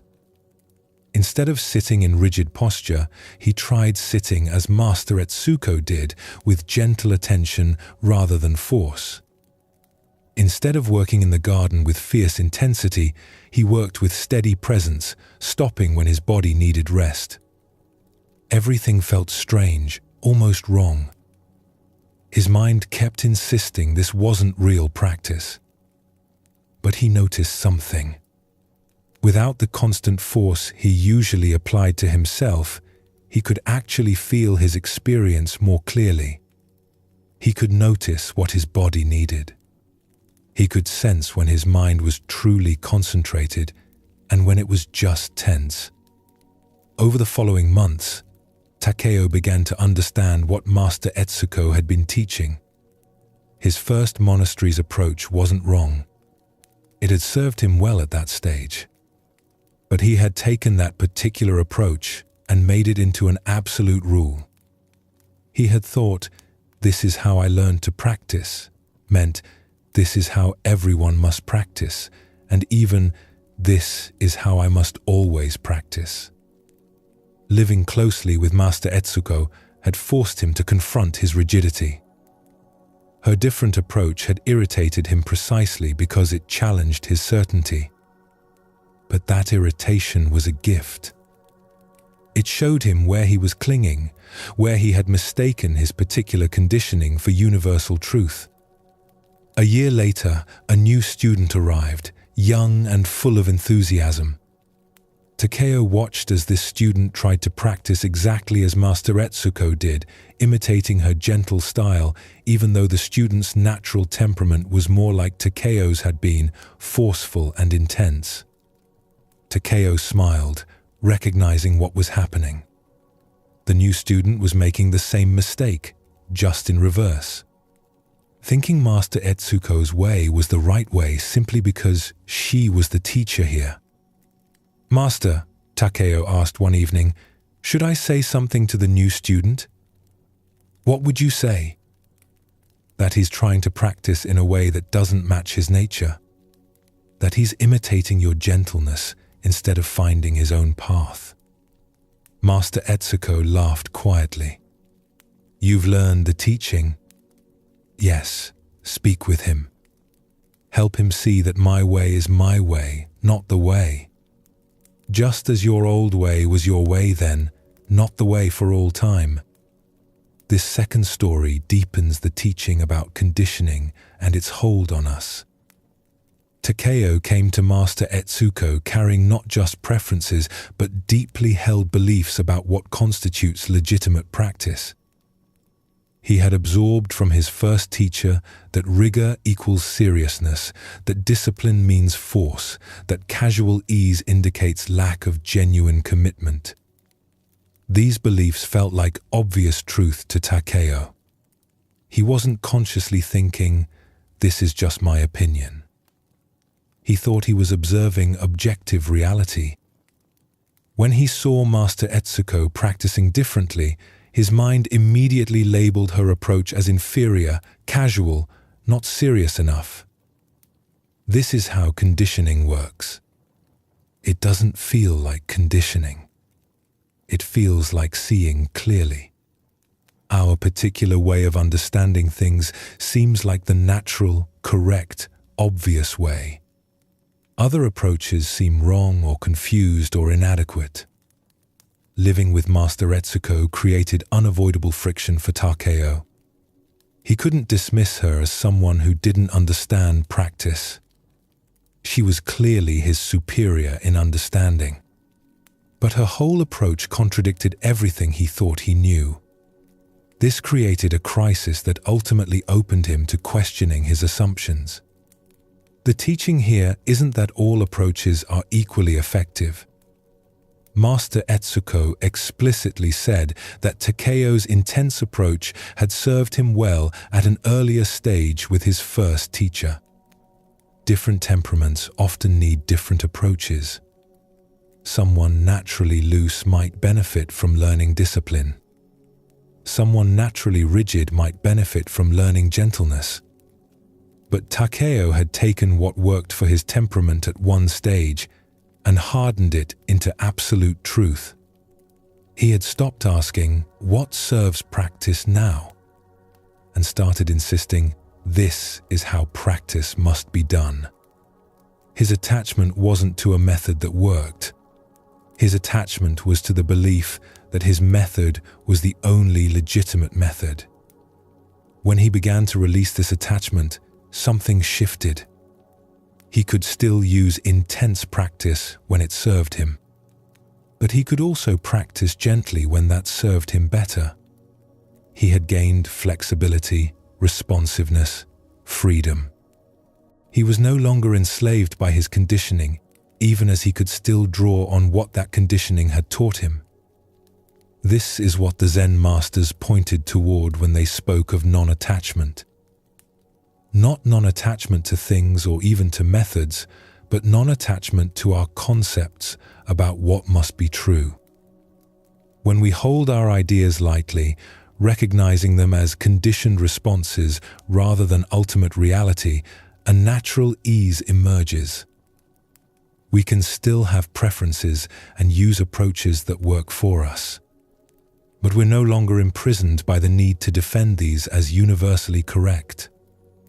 The peace that both stories reveal doesn't come from everyone practicing the same way or living according to the same preferences. It comes from each person recognizing their own conditioning as conditioning.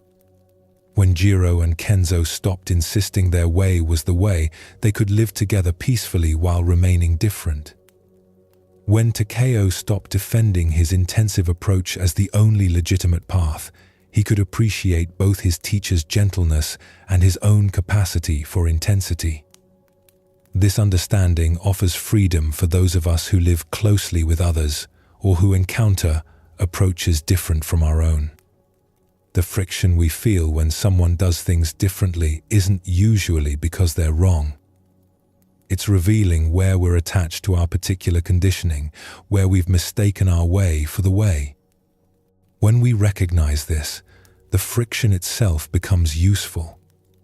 Instead of proving the other person wrong, it shows us where we're holding rigidly to our concepts. Each moment of irritation at someone's different approach is an opportunity to question whether our preference is truth or just conditioning. The natural peace that emerges from this understanding is quiet but profound. We can still prefer our own way. We can still use approaches that work for our temperament. But we're no longer burdened by the need to make our way into a universal law. We're no longer exhausted by the work of defending our conditioning against different conditioning. We can simply be as we are, while letting others be as they are, recognizing that various paths can lead to the same understanding. The Zen masters noticed something curious about human suffering. We can have genuine abundance, yet feel empty. We can possess real skills, yet feel inadequate. We can live good lives, yet feel we're falling short. This suffering doesn't come from what we actually have or lack. It comes from a mental habit so automatic we rarely notice it. We measure ourselves against others. We compare our lives to their lives. And in that comparison, we create our own dissatisfaction. At a monastery known throughout the province for its gardens and calligraphy, two monks practiced side by side. Both had arrived at the monastery in the same year. Both had trained under the same teachers. Both showed dedication to their practice. They had been friends since their arrival, sharing meals and working together in the gardens. The first monk was named Shozen. He had a natural warmth that drew people to him. When he spoke about the teachings, something in his words seemed to reach people's hearts. Visitors to the monastery would often seek him out for guidance. His calligraphy had a flowing quality that people found beautiful. Other monks would gather to watch when he practiced his brushwork. The second monk was named Kenso. He was quieter, more reserved. His understanding of the teachings was deep, but he expressed himself more carefully with fewer words. His calligraphy was precise and correct, but it lacked the spontaneous grace that made Shozen's work so admired. Visitors rarely asked specifically for him. When senior monks needed someone to greet guests or give talks, they usually chose Shozen. For the first few years, Kenso didn't pay much attention to these differences. He and Shozen were friends. He appreciated Shozen's gifts. But gradually, something began to shift. Small moments started to accumulate. A visiting scholar would ask to speak with Shozen about the sutras. A wealthy patron would commission calligraphy from Shozen. The abbot would send Shozen to represent the monastery at a gathering. Each time, Kenso would feel a small tightness in his chest. He would tell himself it didn't matter. He would remind himself that recognition wasn't important. But the feeling persisted and slowly grew stronger. One afternoon, a group of visitors came to the monastery hoping to receive teaching. The abbot asked Shozen to meet with them. As Kenso worked alone in the garden, he could hear laughter and animated conversation from the guest hall where Shozen was speaking. The visitors sounded engaged, moved, grateful. Kenso felt something dark rise in him. Why was Shozen always chosen? Weren't they equally trained? Hadn't they both studied just as diligently? That evening at dinner, one of the visitors approached Kenso. "Your friend Shozen is a remarkable teacher," the visitor said warmly. "You must feel fortunate to practice alongside someone with such gift for expressing the Dharma." Kenso smiled and nodded, but inside he felt a sharp pain. Fortunate to practice alongside Shozen? As if Shozen was the real practitioner and Kenso was just there. Just fortunate to be near someone actually worthy of attention. Over the following weeks, Kenso became increasingly aware of the ways Shozen received recognition while he did not. When visitors praised the monastery's beautiful calligraphy, they meant Shozen's work. When monks spoke admiringly of someone's understanding, they were talking about Shozen. Even in casual moments, Kenso noticed how others gravitated towards Shozen, how conversations became more animated when Shozen joined them. Kenso tried to push these observations away. He knew comparison was problematic. He knew attachment to recognition was a trap. But knowing this didn't stop the feelings from arising. If anything, feeling jealous made him feel worse, because now he was failing at practice too. Not only was he less gifted than Shozen, he was also more petty, more caught up in ego. One morning, Kenso was working in the garden when the abbot, Master Daido, came to sit nearby. They worked in silence for a while, Kenso weeding around the stone path, the master simply sitting on a bench watching the morning light. After some time, Master Daido spoke. "Kenso, I've noticed something troubling in you lately. A heaviness. Would you like to speak about it?" Kenzo felt his face grow warm. He didn't want to admit what he was feeling. It seemed so small and petty. But the master waited patiently, and finally, Kenzo found words. "Master, I'm struggling with something I'm ashamed of. I feel diminished. Shozen receives so much recognition, so much appreciation. Visitors seek him out. You choose him for important tasks. His calligraphy is admired while mine is merely adequate. I know I shouldn't care about these things. I know recognition is empty, but I can't seem to stop feeling this way." Master Daido nodded slowly. "You feel jealous of Shozen?" "Yes," Kenso admitted quietly. "And I feel ashamed of feeling jealous. So now I'm failing twice. Once by caring about recognition, and again by feeling resentment toward my friend." "Tell me," the master said, "do you feel jealous of the emperor?" Kenso looked up, confused. "The emperor? No, of course not." "Why not?" "He has far more recognition than Shozen. People bow before him. His words carry weight throughout the land. He lives in great comfort. Shouldn't you be more jealous of him than of Shozen?" "That's different," Kenso said. "The emperor is separate. His life and mine have nothing to do with each other." "Ah," Master Daido said. "So you only feel jealous of someone close to you, someone whose path seems similar to yours." "I suppose so. And do you feel jealous of the novice who arrived last month, the one who can barely sit through a meditation session without fidgeting?" "No," Kenso said. "Why not? He's also a monk here, also practicing alongside you." Kenso thought about this. "Because he's just beginning. It would be strange to compare myself to someone so new."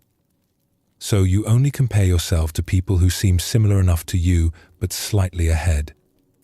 Not to the emperor who is far ahead, and not to the novice who is far behind.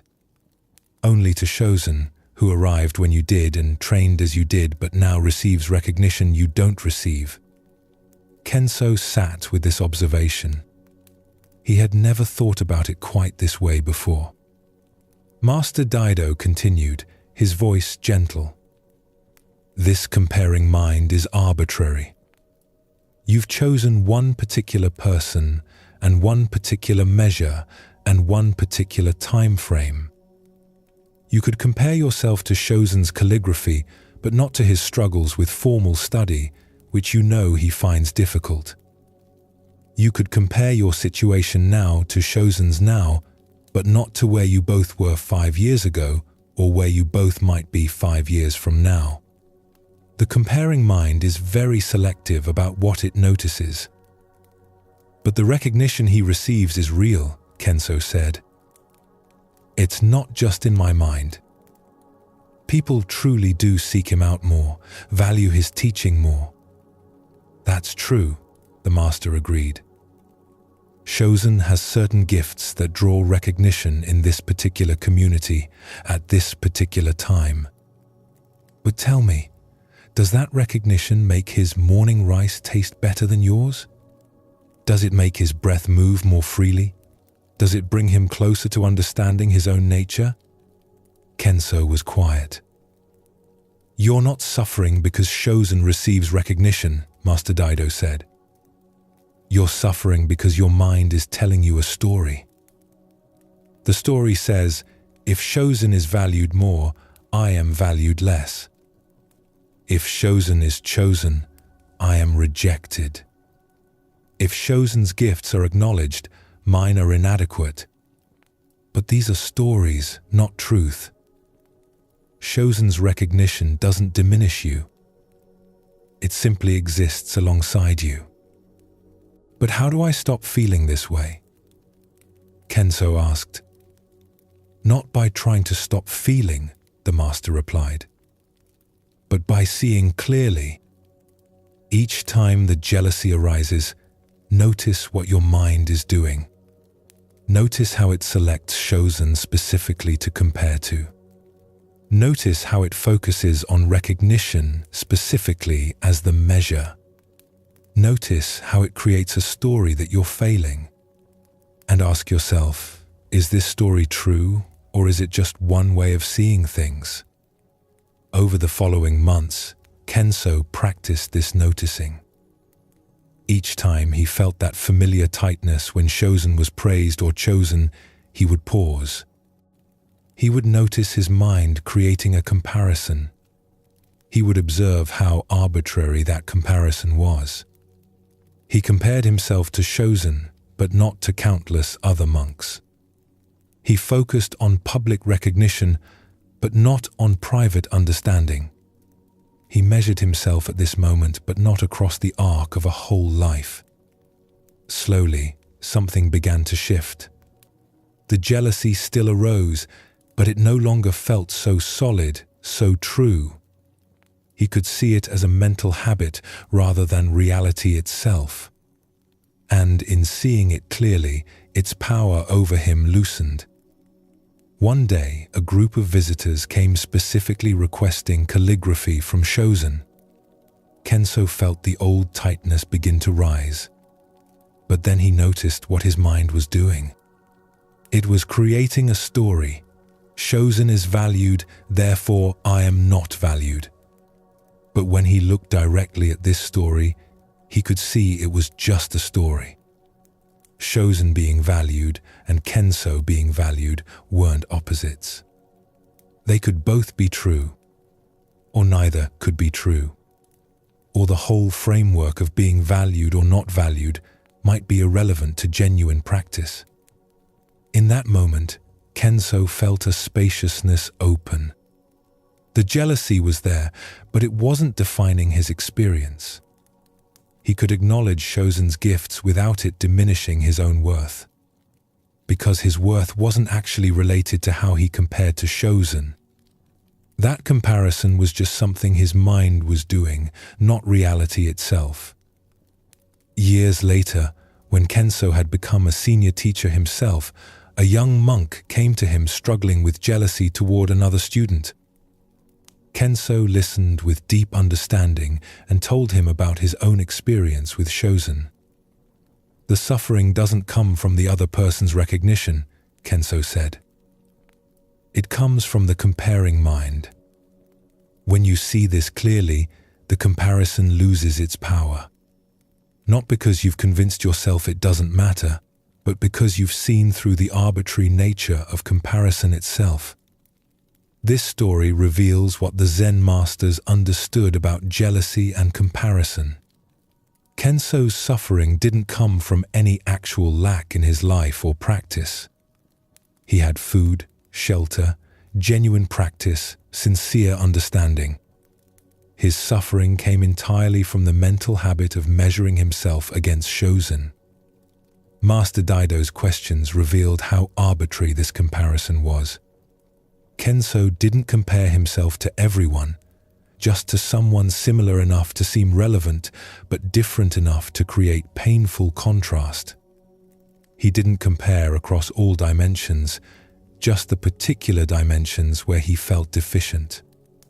The comparing mind is selective, creating a very particular kind of suffering by choosing very particular comparisons. The teaching here isn't that recognition doesn't exist or that Shozen's gifts weren't real. In conventional reality, Some people do receive more recognition than others. Some have gifts that draw attention. Some are chosen for certain roles. These are facts. But the suffering comes from the story we create about what these facts mean. The story that says another person's recognition diminishes our worth. The story that says we're failing because someone else is succeeding. When Kenso began to see comparison as a mental habit rather than reality itself, something shifted. He didn't have to convince himself that recognition didn't matter or that he was secretly just as good as Shozen. He simply saw that the comparing mind was creating a particular kind of suffering through a particular kind of selective attention. And in seeing this clearly, the comparison lost its power to define his experience. The peace that emerged wasn't dependent on Kenso receiving equal recognition or on Shozen receiving less. It came from recognizing that his worth existed independent of any comparison. Shozen's gifts and recognition could exist without diminishing Kenso. This wasn't a philosophical position Kenso adopted. It was a direct seeing through the illusion that comparison was showing him truth rather than just creating suffering. At another monastery, deeper in the mountains, a group of students trained together under Master Ingen. Among them were two young monks who had arrived within weeks of each other. The first was named Hakuro. He seemed to grasp teachings quickly. When Master Ingen posed questions during study sessions, Hakuro often understood immediately. His meditation appeared natural and deep. Senior monks would sometimes comment on his progress approvingly. The second student was named Yoten. He worked just as diligently as Hakuro, perhaps even more so. He would stay up late studying texts. He would sit in meditation long after others had gone to sleep. But understanding came more slowly to him. When Master Ingen asked questions, Yoten would puzzle over them for days before glimpsing possible answers. His meditation felt laborious, his mind restless despite his sincere effort. In the beginning, Yoten simply focused on his own practice. He was grateful to be at the monastery, grateful for the teachings, absorbed in his own efforts. But gradually he became aware of Hakuro's rapid progress. He noticed how Master Ingen's eyes would light up when Hakuro offered an insight. He heard other students speaking admiringly about Hakuro's natural aptitude. Yoten tried to be happy for his friend. He told himself that Hakuro's progress was wonderful, that it didn't affect his own path. But a small voice in his mind kept asking, "Why can't I grasp things as quickly? What's wrong with me? Am I less capable, less intelligent, less suited for this practice?" During group meditation, Yoten would sometimes open his eyes slightly and glance at Hakuro. Hakuro always sat perfectly still, his face serene, clearly absorbed in deep concentration. Meanwhile, Yoten's legs would ache, his mind would wander, his posture would gradually slump despite his best efforts. Even in meditation, Hakuro seemed to be succeeding while Yoten was struggling. One afternoon, Master Ingen announced that Hakuro had been given permission to begin working with advanced koans, practices usually reserved for students who had trained for many years. Yoten felt his heart sink. He had been at the monastery just as long as Hakuro. They had started together. Why was Hakuro advancing while he remained at basic levels?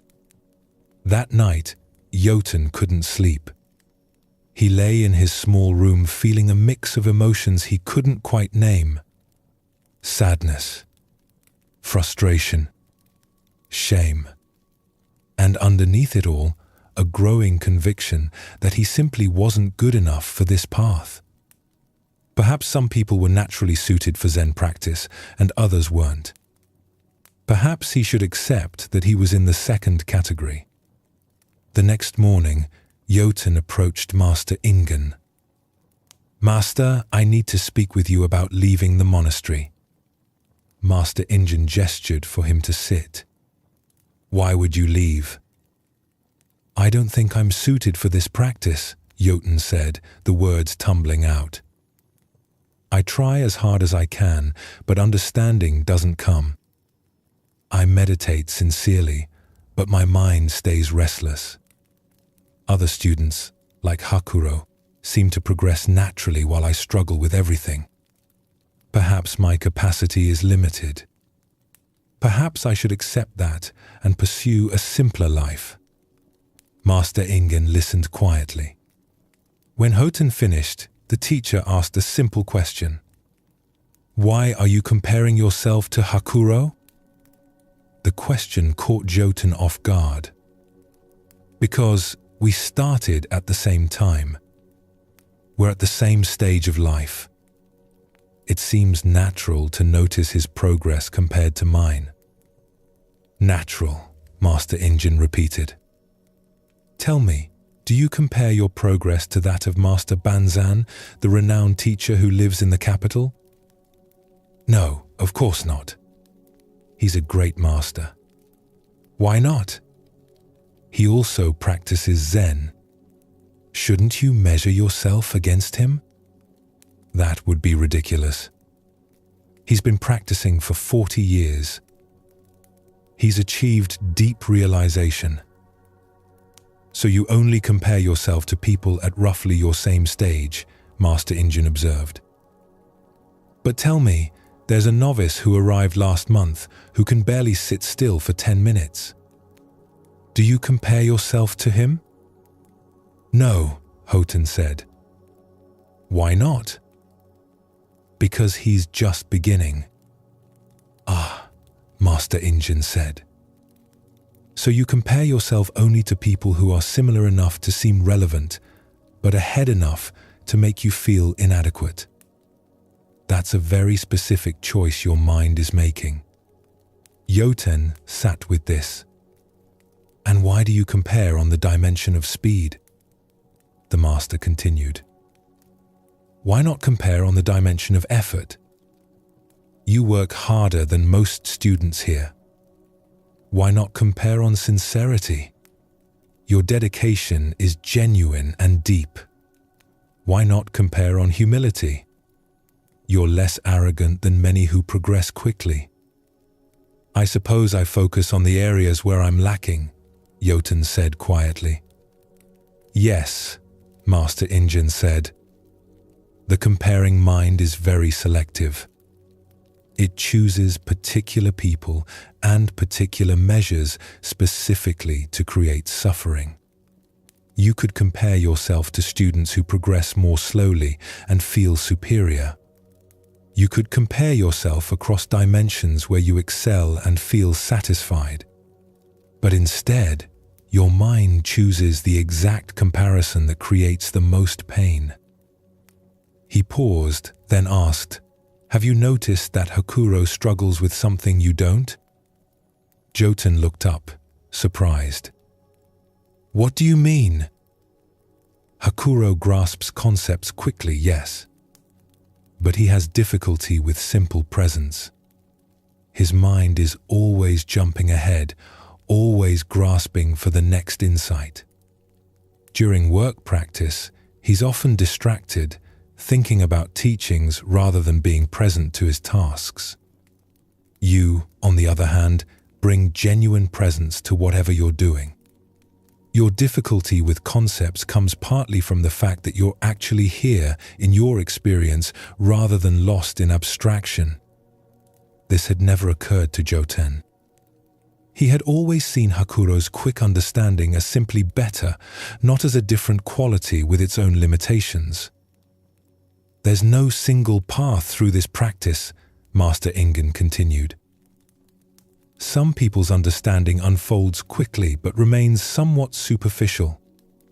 Others' understanding develops slowly but roots deeply. Some people excel at meditation but struggle with compassion. Others overflow with compassion but find meditation difficult. Each person walks their own path according to their own nature. But Hakuro is advancing to higher levels, Jotun protested. Higher, Master Ingen repeated. According to what measure? He's working with different practices now, yes. But different isn't higher or better. It's simply different. You're comparing your inside experience to his outside appearance and calling it truth. Over the following weeks, Jotun tried to practice what Master Ingen had pointed toward. Each time he noticed himself comparing to Hakuro, he would pause. He would observe how his mind selected Hakuro specifically, how it focused on speed of understanding specifically, how it created a story that Hakuro's path was better than his own path. Gradually, Jotun began to see the comparing mind as a mental habit rather than perception of reality. He still noticed Hakuro's quick understanding, but he stopped making it mean something about his own worth or capacity. They were simply two people with different qualities walking different paths. One day, several months later, Hakuro came to Jotun looking troubled. "Can I talk with you?" he asked. They walked together in the garden. Hakuro was quiet for a while, then finally spoke. "I've been advancing through different practices, working with complex koans, receiving recognition from the master. But lately I've been feeling empty, like I'm collecting understandings without actually transforming. I watch you during work practice, how present you are, how genuine. I watch you with new students, how patient and kind. And I wonder if I've been grasping at progress while missing something essential." Jotun felt something shift in him. Hakuro, whom he had envied for his rapid advancement, was struggling in ways Jotun hadn't imagined. The comparing mind had created such a simple story. Hakuro was succeeding, Jotun was failing. But the reality was far more complex.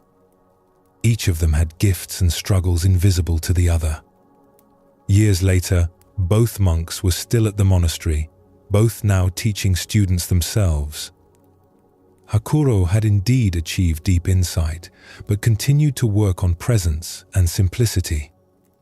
Jotun had developed profound understanding through his patient, grounded approach. They were different teachers serving different students, each valuable in their own way. When young students came to Jotun struggling with comparison, he would tell them about his experience with Hakuro. "The suffering came from believing my mind's story about his progress and my failure. When I saw that story as just a story, not reality, the suffering dissolved. Not because I convinced myself I was just as good as Hakuro, but because I saw that the comparison itself was creating the problem, not the difference in our paths." This second story deepens the teaching about comparison. Jotun's suffering came entirely from measuring his path against Hakuro's. He had actual practice, sincere dedication, real development. But because it looked different from Hakuro's more visible progress, the comparing mind created a story of inadequacy. Master Ingen's questions revealed the arbitrary nature of comparison. Jotun compared himself only to Hakuro, not to masters far ahead or novices far behind. He compared only on dimensions where he felt deficient, not on dimensions where he excelled. This selective comparison created maximum suffering. The teaching isn't that all paths are equally effective or that differences don't exist. Hakuro did grasp concepts more quickly. But the comparing mind took this fact and created fiction around it. Fiction that speed of understanding equals better practice. Fiction that visible progress equals genuine development. fiction that Yoten's slower, deeper approach was inferior to Hakuro's quicker, more conceptual approach. When Jotun began to see through these stories, freedom emerged. Not because his path suddenly matched Hakuro's, but because he stopped needing his path to match anyone's.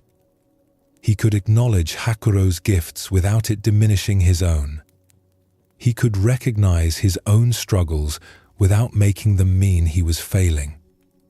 The revelation that Hakuro was struggling with presence and depth, areas where Jotun naturally excelled, showed how incomplete the comparing mind's view had been. Each person's path contains both gifts and challenges invisible to others. The comparing mind always creates an oversimplified story, seeing only selected fragments and calling them the whole truth. Both stories point to the same insight. Comparison creates suffering not because differences don't exist, but because the comparing mind takes real differences and creates fictional hierarchies. It chooses particular people, particular measures, particular moments to create a story about our inadequacy. When we see this mental habit clearly, when we recognize comparison as something the mind does rather than truth about reality, a natural freedom emerges. This freedom doesn't require us to achieve what others have achieved or to convince ourselves we're equal in all ways. It comes from recognizing that worth isn't determined by comparison. Your path is your path. Another person's path is their path. Both can unfold according to their own nature without one diminishing the other. The peace that emerges from this understanding is quiet but profound. You can acknowledge others' gifts without it threatening your worth. You can recognize your own struggles without making them mean you're failing. The comparing mind loses its power, not because you've won some competition, but because you've seen through the illusion that comparison shows truth rather than just creating suffering. The Zen masters observed a peculiar habit of the human mind. We have a tendency to place our peace somewhere in the future. We tell ourselves that we'll be content after we achieve this goal, master that skill, reach this milestone. We carry an unconscious belief that peace is something we must earn through accomplishment, something that will arrive after we've met certain conditions. But this habit of postponement creates a problem. No matter what we achieve, the mind simply moves the target forward.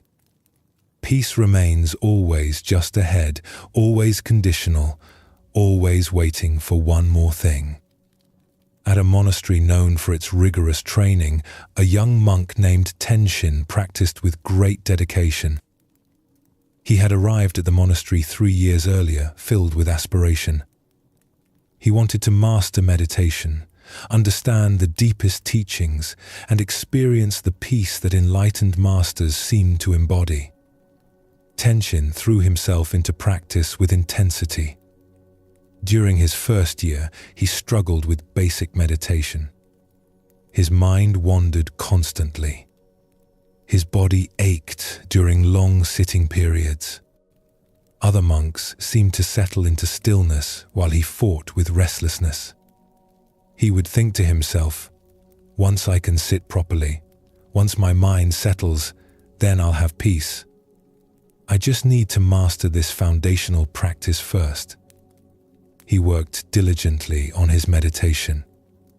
Gradually, his posture improved. His mind wandered less frequently. After about a year, he could sit for long periods with relative stability. He felt a sense of accomplishment, but the peace he had imagined didn't arrive. Instead, his mind simply identified the next obstacle. "Now I need to understand the teachings more deeply," he thought. "Once I've studied the important texts, once I can grasp the philosophical concepts, then I'll have real peace. I've just been working on the basics." The deeper understanding is what matters. So Tenshin devoted himself to study. He memorized sutras. He wrestled with difficult concepts. He asked the senior monks endless questions. After another year, he had indeed developed substantial knowledge. He could discuss complex teachings. He could explain subtle points of doctrine. Other students would come to him with questions. But again, the peace he sought remained elusive. Instead of satisfaction, he felt a new incompleteness. Understanding concepts isn't enough, he realized. I need direct experience. Once I have a breakthrough, a genuine insight into the nature of reality, then I'll have the peace the masters talk about. Everything until now has just been preparation. Tenshin began working with koans, those paradoxical questions designed to break through conceptual thinking. He would spend days contemplating a single phrase, trying to penetrate its meaning. He barely slept, sitting late into the night with fierce concentration. He felt he was finally getting close to real practice, to the genuine path that would lead to peace. One evening, after a particularly intense meditation session where Tenshin had been struggling with a koan, the head teacher, Master Bankei, found him sitting alone in the meditation hall long after others had retired. "Tenshin," the master said gently, "you're still here." "Yes, master. I'm working on the koan you gave me. I feel like I'm close to understanding it." "Close to understanding," Master Bankei repeated, sitting down nearby. "And when you understand this koan, what will happen?" "Then I'll have genuine insight," Tenshin said. "Then I'll experience the peace that comes from real understanding." "I see. And before you were working on koans, what did you think would bring you peace?" Tenshin paused. "I thought understanding the teachings would bring peace. And before that? I thought mastering meditation would bring peace. And if you do penetrate this koan," Master Bankei continued, "if you have the insight you're seeking, what will come next?" Tenshin hadn't thought about this. "I suppose there are other koans, deeper levels of understanding. So after you achieve this peace you're seeking, you'll need to achieve another peace beyond it?" The question hung in the air. Tenshin felt something uncomfortable stirring in him. "Tenshin," Master Bankei said quietly, "for 3 years you've been telling yourself that peace is just ahead. First, it was beyond mastering meditation. Then, beyond understanding teachings. Now it's beyond penetrating koans. But has peace actually arrived at any of these thresholds? Or have you simply moved the threshold forward each time?" Tenshin sat in silence. The truth of this observation was undeniable. Each time he had achieved what he thought would bring peace, his mind had simply identified something else that needed to be accomplished first. "The mind has this habit," the master continued. "It says I'll be at peace but when that condition is met, it immediately creates a new condition. Peace is always in the future, always conditional, always dependent on achieving something you haven't achieved yet." "But Master," Tenshin said, confusion and frustration rising in him, "surely we do need to develop our practice. Surely a beginner doesn't have the same peace as an accomplished master?" "Tell me," Master Bankei said, "right now, in this moment, is your breath breathing?" "Yes." "Is your heart beating?" "Yes." "Are you aware of sitting here, of hearing my words, of the candle flickering in the corner?" "Yes." "Then what is missing?"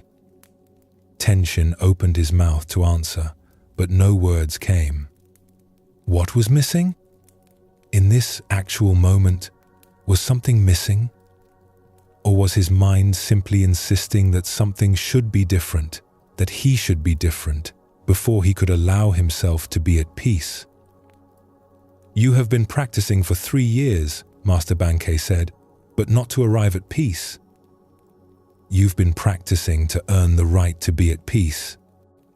As if peace is something you don't deserve yet, something you must qualify for through achievement. But peace isn't a reward for accomplishment. It's what's here when you stop postponing it. Over the following days, Tenshin sat with this teaching. He noticed how pervasive the postponing habit was. Even during meditation, he would think, "Once my mind is clearer, once this session deepens, then I'll have peace." During meals, "Once I finish eating, once I complete my duties, then I can rest." During work, "Once this task is done, once I've proven my dedication, then I can be at ease." Always peace was just ahead. Always there was one more condition to meet. And because of this constant postponement, he had never actually allowed himself to experience the peace that might be available right now, in this moment, exactly as it was. One morning, Tenshin was sweeping leaves from the monastery path. It was a simple task, routine and ordinary. His mind began its familiar pattern. "Once I finish sweeping, once I move on to more important practice." But then he stopped. He stood still with the broom in his hands and asked himself, "What if I don't postpone peace until after this task? What if peace is available even while sweeping leaves?" He resumed sweeping, but differently. Not rushing to finish, so peace could come afterward. Not treating this moment as an obstacle between him and some future peace. Just sweeping, with the actual experience of sweeping. The sound of the broom against stone. The morning air cool on his skin. The simple rhythm of the movement. And in that ordinariness, something shifted. Not a dramatic breakthrough. Not a sudden enlightenment. Just a quiet recognition that peace had never been waiting in the future. It had been here all along, available in each moment he had been too busy postponing it to notice. Later that day, Master Bankei saw Tenshin sweeping again and noticed something different in his presence. "How is your practice?" the master asked. Tenshin smiled slightly. "I'm learning to stop saving peace for later." Years afterward, when Tenshin taught students of his own, he would tell them about his 3 years of postponement. "I thought peace was something I would earn through achievement," he would say. But it was never about earning. It was about stopping the habit of looking ahead to some better moment and discovering what was here all along. This story reveals what the Zen masters understood about the postponing mind. Tenshin's dedication was genuine. His practice was sincere. But underneath all his effort was an unexamined assumption. Peace comes after achievement. This assumption meant that no achievement was ever enough. Each accomplishment simply revealed another condition that needed to be met. Master Bankei's questions cut through this pattern. Not by denying the value of development or practice, but by revealing that peace isn't earned through reaching certain milestones. Tenshin's breath was breathing, his heart was beating, awareness was present. What was actually missing in that moment? Only his willingness to stop postponing peace until some future condition was met. This teaching doesn't mean we shouldn't practice or develop skills or work toward understanding. It means recognizing that the peace we seek isn't waiting at the end of development. It's available now, in the midst of practice, exactly as we are. When we stop treating this moment as just a stepping stone to some better future moment, we discover that peace was never actually absent. We were just too busy looking ahead to notice it. In a prosperous trading town, there lived a merchant named Yasuhiro. From a young age, he had been driven by a vision of success. He would work hard, build his business, and eventually achieve the comfortable, peaceful life he imagined. That vision kept him going through long days and difficult challenges. When Yasuhiro was young and just starting out, he would tell himself, "Once I have my own shop, once I'm independent, then I'll be content. Then I can relax and enjoy life." He worked for years as an apprentice, learning the trade, saving money. Finally, he opened his small shop in a modest location. He felt proud that first day, excited about his achievement.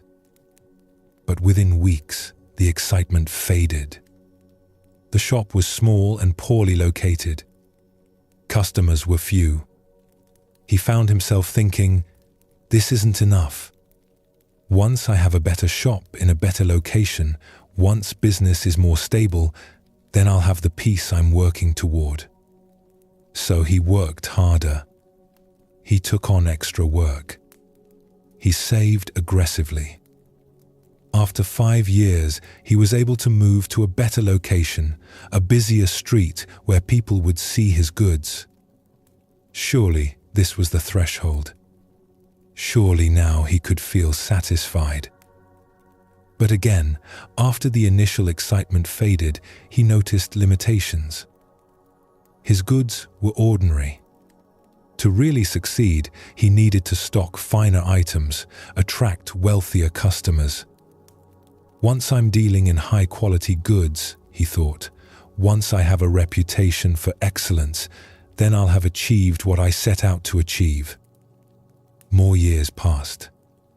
Yasuhiro worked relentlessly.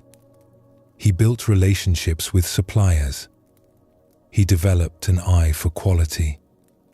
Gradually, his reputation grew. Wealthy customers began seeking him out. His income increased substantially. He was able to move to a larger shop, hire assistants, expand his inventory. By this time, Yasuhiro was in his 40s. He had achieved far more than he had dreamed of when he first started. Yet, the peaceful satisfaction he had imagined still eluded him. Instead, he found himself thinking, "I need to secure my position.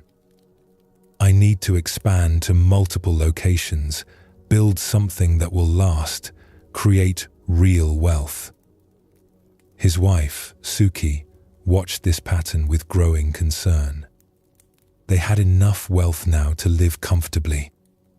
Their children were healthy. They had a beautiful home.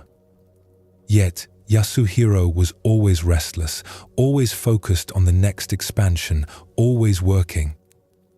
One evening, Suki asked him directly, "Yasuhiro, when will it be enough? When will you allow yourself to rest?"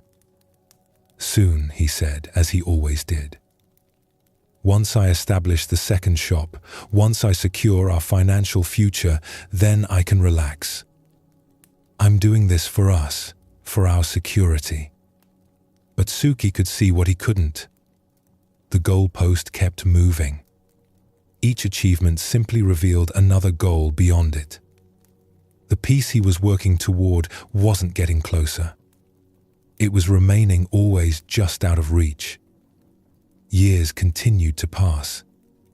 Yasuhiro achieved his second shop, then a third.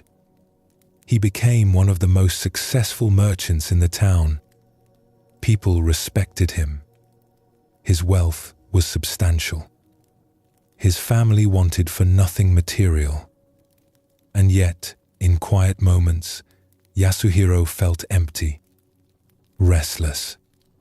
He would lie awake at night thinking about business concerns, about potential expansions, about protecting what he had built. The peace he had been working toward for decades remained elusive. One day, a traveling monk stopped at Yasuhiro's shop. The monk had nothing, just his bowl and his walking staff. Yet something about his presence caught Yasuhiro's attention. The monk moved with unhurried ease. His face was calm, almost luminous. He looked at Yasuhiro's fine goods with appreciation, but no desire. "You have built something impressive," the monk said, looking around the shop. "Thank you," Yasuhiro said. Then, surprising himself, he added, "But I'm not sure it was worth it." The monk looked at him with interest. "What were you hoping it would bring you?" "Peace," Yasuhiro said, the word coming out before he could stop it. "I thought once I had succeeded, once I had built something substantial, I would feel content, at ease. But I don't." "When did you think this peace would arrive?" the monk asked. Yasuhiro thought back. "When I first started, I thought it would come once I had my own shop. Then, once I had a better location. Then, once I had a good reputation. Then wealth. Then security. I keep achieving what I thought would bring peace, but it never does." "Perhaps," the monk said gently, "peace was never in those achievements. Perhaps you were looking in the wrong place." "Where else would it be?" Yasuhiro asked, frustration in his voice. "If success doesn't bring peace, what does?" "May I tell you what I've learned?" the monk asked. When Yasuhiro nodded, he continued, "I used to be like you. I thought peace was something I would find after I had achieved certain things. But then I lost everything. My family, my home, my position. And in that loss, I discovered something unexpected. The peace I had been seeking wasn't in having things or achieving things. It was in stopping the search for it." "That makes no sense," Yasuhiro said. "Doesn't it?" the monk replied. "You've achieved nearly everything you set out to achieve. You have wealth, success, respect. Yet the peace you sought isn't here. Maybe peace was never in the achievements. Maybe it was in the habit of looking ahead to achievements that prevented you from experiencing peace in any moment along the way." The monk prepared to leave, then turned back. "Tell me, in this moment right now, what do you lack? Not in your business plans, not in your future security. Right now, in this breath, what is actually missing?" After the monk left, Yasuhiro couldn't stop thinking about that question. What did he lack right now? His body was healthy. His family was well. His basic needs were abundantly met. The shop was quiet at the moment, peaceful even. So what was missing? Only his willingness to be at peace without first achieving something more. Only his habit of postponing satisfaction until some future condition was met. That evening, instead of working late as he usually did, Yasuhiro went home early. He sat with his wife on their porch as the sun set. He tried something he hadn't done in years. He let himself be there, just there, without his mind racing ahead to tomorrow's concerns. "What's wrong?" Suki asked, noticing the unusual stillness in him. "Nothing's wrong," Yasuhiro said slowly. "That's what I'm realizing. Right now, in this moment, nothing is actually wrong. I've been so focused on making sure the future would be secure that I haven't noticed the present might already contain what I've been seeking. Over the following weeks, Yasuhiro began to notice his postponing habit everywhere. Even during simple moments with his family, his mind would be racing ahead. Even during successful business days, he would be thinking about the next challenge. He was never fully present because he was always preparing for some future moment when he could finally relax. He started a new practice. Several times each day, he would pause and ask himself the monk's question, what is actually missing right now? Not in his plans, not in his ambitions, but in this specific moment. Sometimes the answer was that something genuinely needed attention. But often, the answer was that nothing was missing except his presence to what was already here. Months later, the traveling monk passed through town again and stopped at Yasuhiro's shop. Yasuhiro greeted him warmly. "You look different," the monk observed. "I stopped postponing," Yasuhiro said simply. "I still work. I still maintain my business. But I'm not saving peace for someday anymore. I'm finding it in the ordinary moments I used to think were just obstacles between me and some better future." The monk smiled. "You've discovered what many people work their whole lives without finding. Peace was never in the achievement. It was always here, waiting for you to stop looking beyond it." This story shows how the postponing mind can persist even through genuine achievement. Yasuhiro accomplished everything he set out to accomplish. Yet, each achievement failed to deliver the peace he expected because peace was never in the achievements themselves. It was in the habit of always looking ahead that prevented him from experiencing satisfaction in any present moment. The traveling monk's question was essential. What is actually missing right now? Not in the future, not in our plans and ambitions, but in this specific moment. Often, when we ask this honestly, we discover that what's missing is only our willingness to stop postponing peace until conditions are different. This doesn't mean we shouldn't work toward goals or try to improve our circumstances. Yasuhiro continued running his business, but he stopped treating every present moment as merely a stepping stone to some better future moment. He learned to find the peace he sought not after achievement, but within the ordinary moments he had been rushing through for decades. Both stories reveal the same pattern. Whether we're postponing peace until spiritual achievement or material success, the mechanism is the same. The mind says, "I'll be at peace when," and then moves the target each time a condition is met. This habit can continue indefinitely, keeping peace always just out of reach.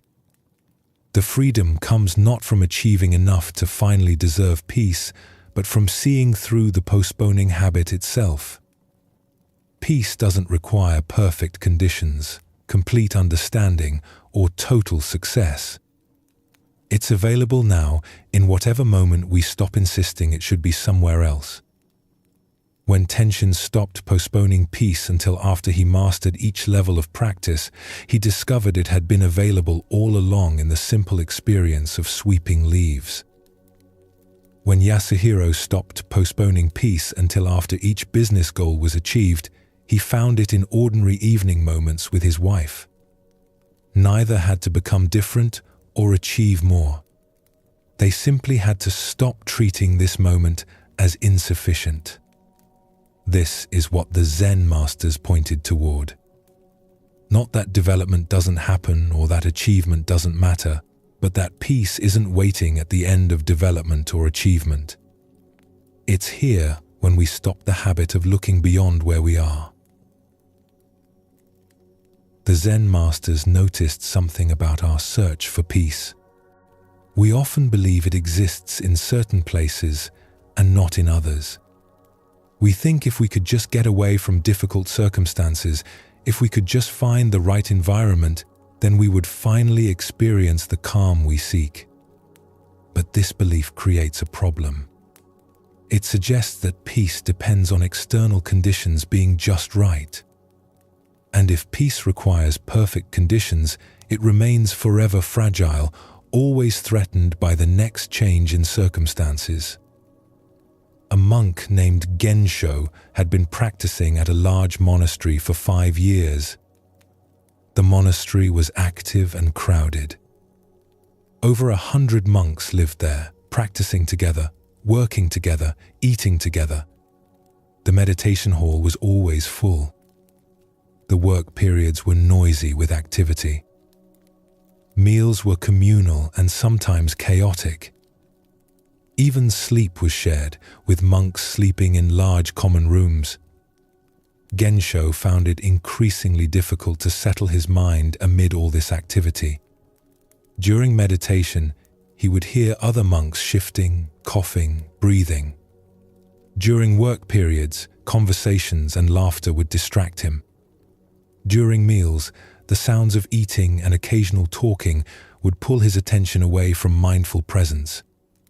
Even during rest periods, he could hear snoring, people turning in their sleep, someone getting up to use the latrine. He began to feel that the environment itself was preventing his practice from deepening. How could he find genuine peace in such constant stimulation?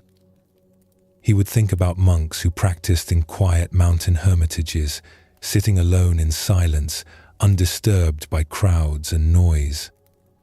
That must be where real practice happened. That must be the environment needed for true peace. Gensho spoke to his teacher, Master Tangen, about his frustration. "Master, I feel my practice is being held back by all the activity here. I meditate, but people make noise. I try to work mindfully, but others distract me. I seek quiet, but this monastery is never quiet. I think I need to practice in a more suitable environment." Master Tangen listened carefully. "Where would you like to go?" "I've heard of a hermitage high in the mountains, a day's walk from here. Only 3 or 4 monks live there. It's said to be very quiet, very simple. I think that's the kind of place where I could finally deepen my practice." "You think peace is waiting for you in that hermitage?" Master Tangen asked. "I think I would have a much better chance of finding peace there than here," Gensho replied. To Gensho's surprise, Master Tangen nodded. "You may go. Take 1 month at the hermitage. See what you discover." Gensho felt grateful and excited. Finally, he would have the conditions he needed. Finally, he could practice without constant disturbance. The journey to the hermitage took a full day of walking up steep mountain paths. When Gensho arrived in the evening, exhausted from the climb, he found exactly what he had imagined. A small, simple building surrounded by forest. No crowds, no noise except birds and wind in the trees.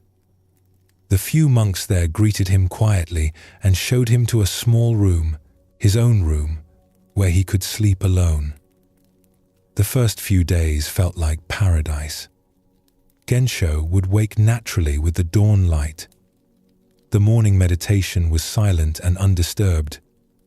No one coughed or shifted. No sounds, but the occasional bird call.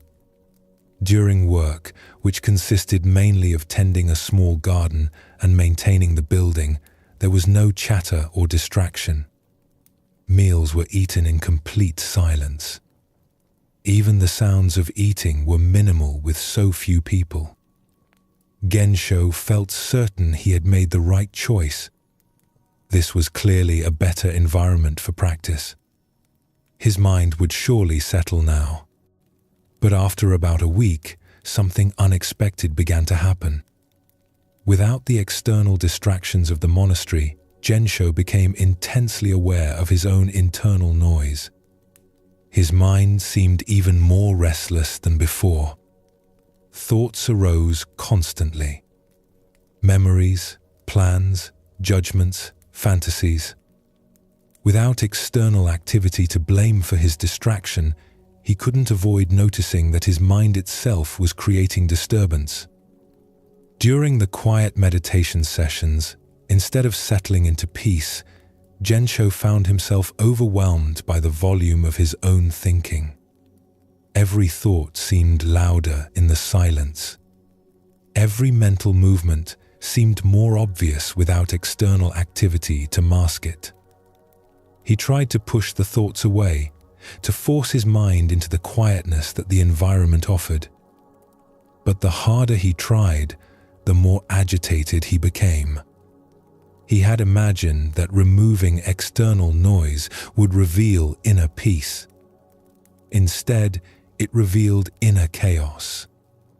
After 2 weeks, Gensho was more frustrated than he had been at the crowded monastery. At least there, he could blame his restlessness on the environment.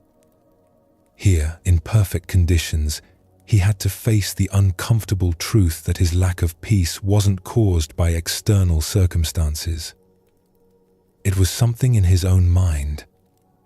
One evening, Gensho sat with the hermitage's senior monk, an old teacher named Seiyun. They were drinking tea after the evening meal, and Gensho finally spoke about his struggle. "Elder brother, I came here seeking peace, thinking the quiet environment would help my practice deepen. But I'm more agitated now than I was at the monastery. I don't understand what's wrong." Seiyun smiled gently. "What did you leave behind at the monastery?" "Noise, distraction, crowds, all the things that prevented peace." "And what did you bring with you to the hermitage?" Gensho thought about this. "My practice, my dedication." "Your mind," Seiyun finished.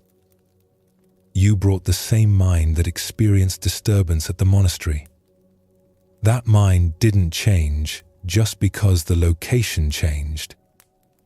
"But the conditions here are so much better," Gensho protested. "Better for what?" Seiyun asked.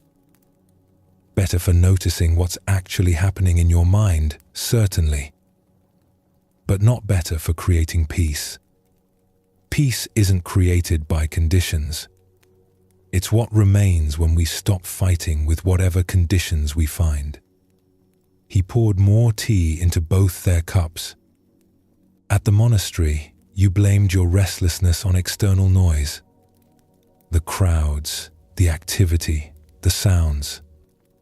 These gave you something to point to as the cause of your struggle.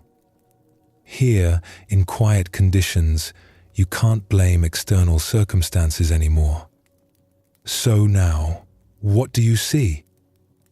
"I see that my mind creates its own noise," Gensho said quietly. "Even in silence, it's not quiet." "Yes," Seiyun said. "And this is valuable to see clearly. Your mind's restlessness wasn't caused by the monastery's noise. The noise simply gave your mind something to attach its restlessness to.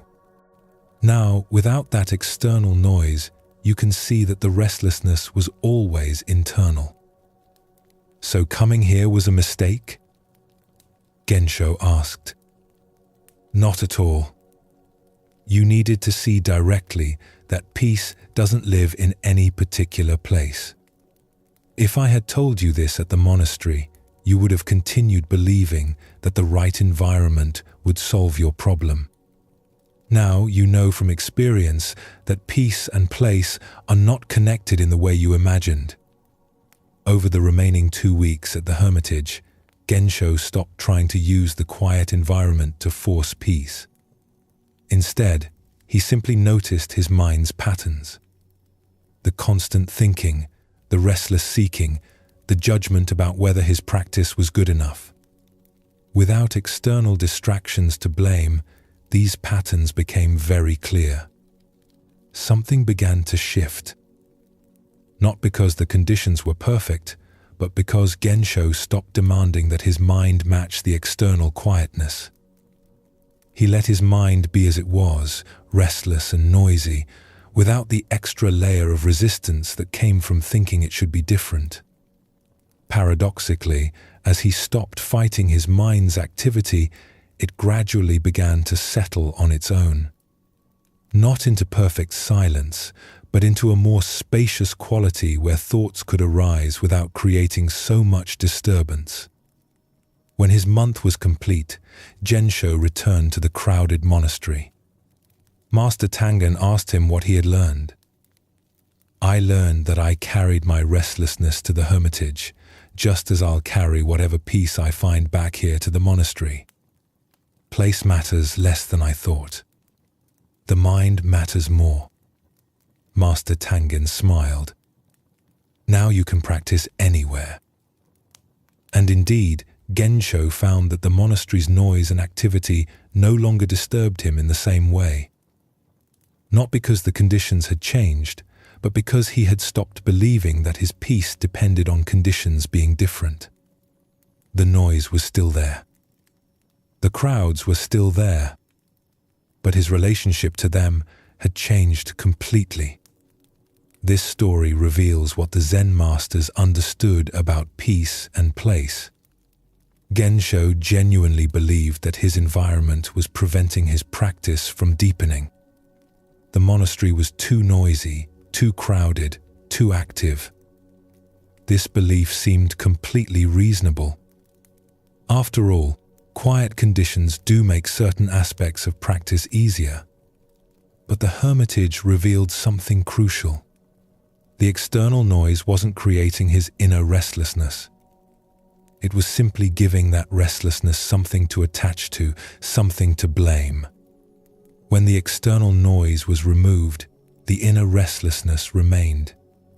In fact, it became more obvious without the convenient excuse of external circumstances. This doesn't mean environment is completely irrelevant. Quiet spaces can support practice in certain ways. But Gensho's mistake was believing that peace lived in the quiet space rather than in his relationship to whatever space he found himself in. He thought peace would arrive once conditions were right. Instead, he discovered that peace emerges when we stop demanding conditions be different than they are. The teaching here isn't that we should never seek quiet or simplicity. It's that we shouldn't mistake temporary relief from external stimulation for genuine peace. True peace doesn't depend on circumstances remaining favorable. It's stable regardless of whether conditions are quiet or noisy, simple or complex, solitary or communal. When Gensho returned to the monastery, the conditions hadn't changed, but his understanding had. He no longer needed the environment to be different before he could be at peace. The noise could be noise. The activity could be activity. And within all of that, peace was available because he had stopped making it conditional on circumstances being just right.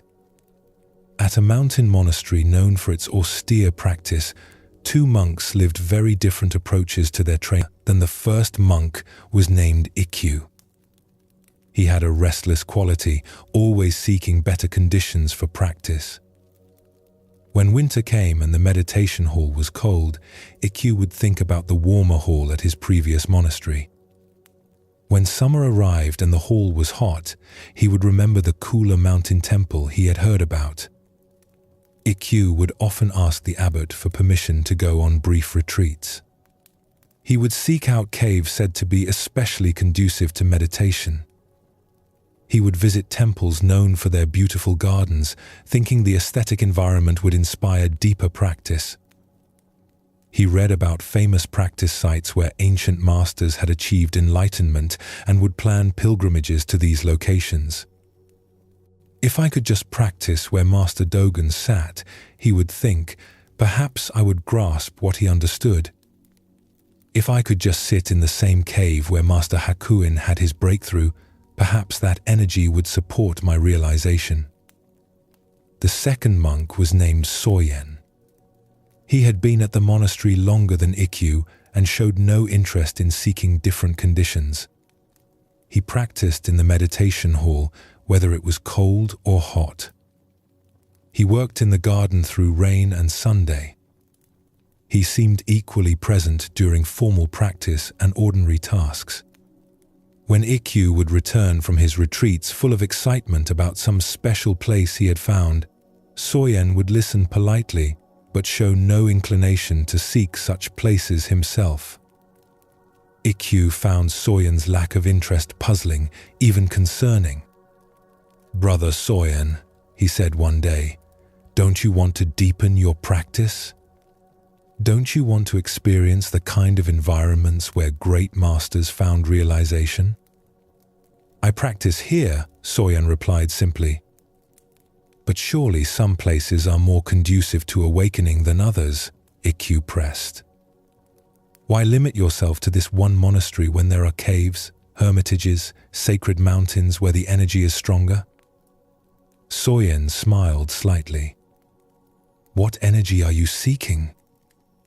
"The energy of a truly supportive environment. Places where practice naturally deepens, where the conditions are optimal." "And when you find such places," Soyen asked, "does your practice deepen?" Ikkyu paused. This was a difficult question. Each time he visited what he thought was a perfect practice environment, he felt initial excitement and inspiration. But after a few days, his usual patterns would return. His restless mind would find something lacking even in the ideal conditions. The cave was too damp. The hermitage was too isolated. The sacred mountain had too many pilgrims visiting. "Sometimes," Ikkyu said, though the answer felt incomplete even as he spoke it. "And when you return here," Soyen continued, "is your practice sustained by what you found there?"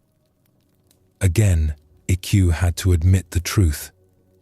The inspiration from special places would fade quickly upon returning to ordinary monastery life. Within days, he would be planning his next retreat, seeking the next special environment. One winter, a severe storm struck the region. Snow fell heavily for days, blocking the mountain paths. No one could leave the monastery or arrive. The community was effectively isolated for nearly 2 months. Ikkyu felt trapped. This wasn't his choice. He hadn't decided to stay at the monastery. The weather had forced it upon him.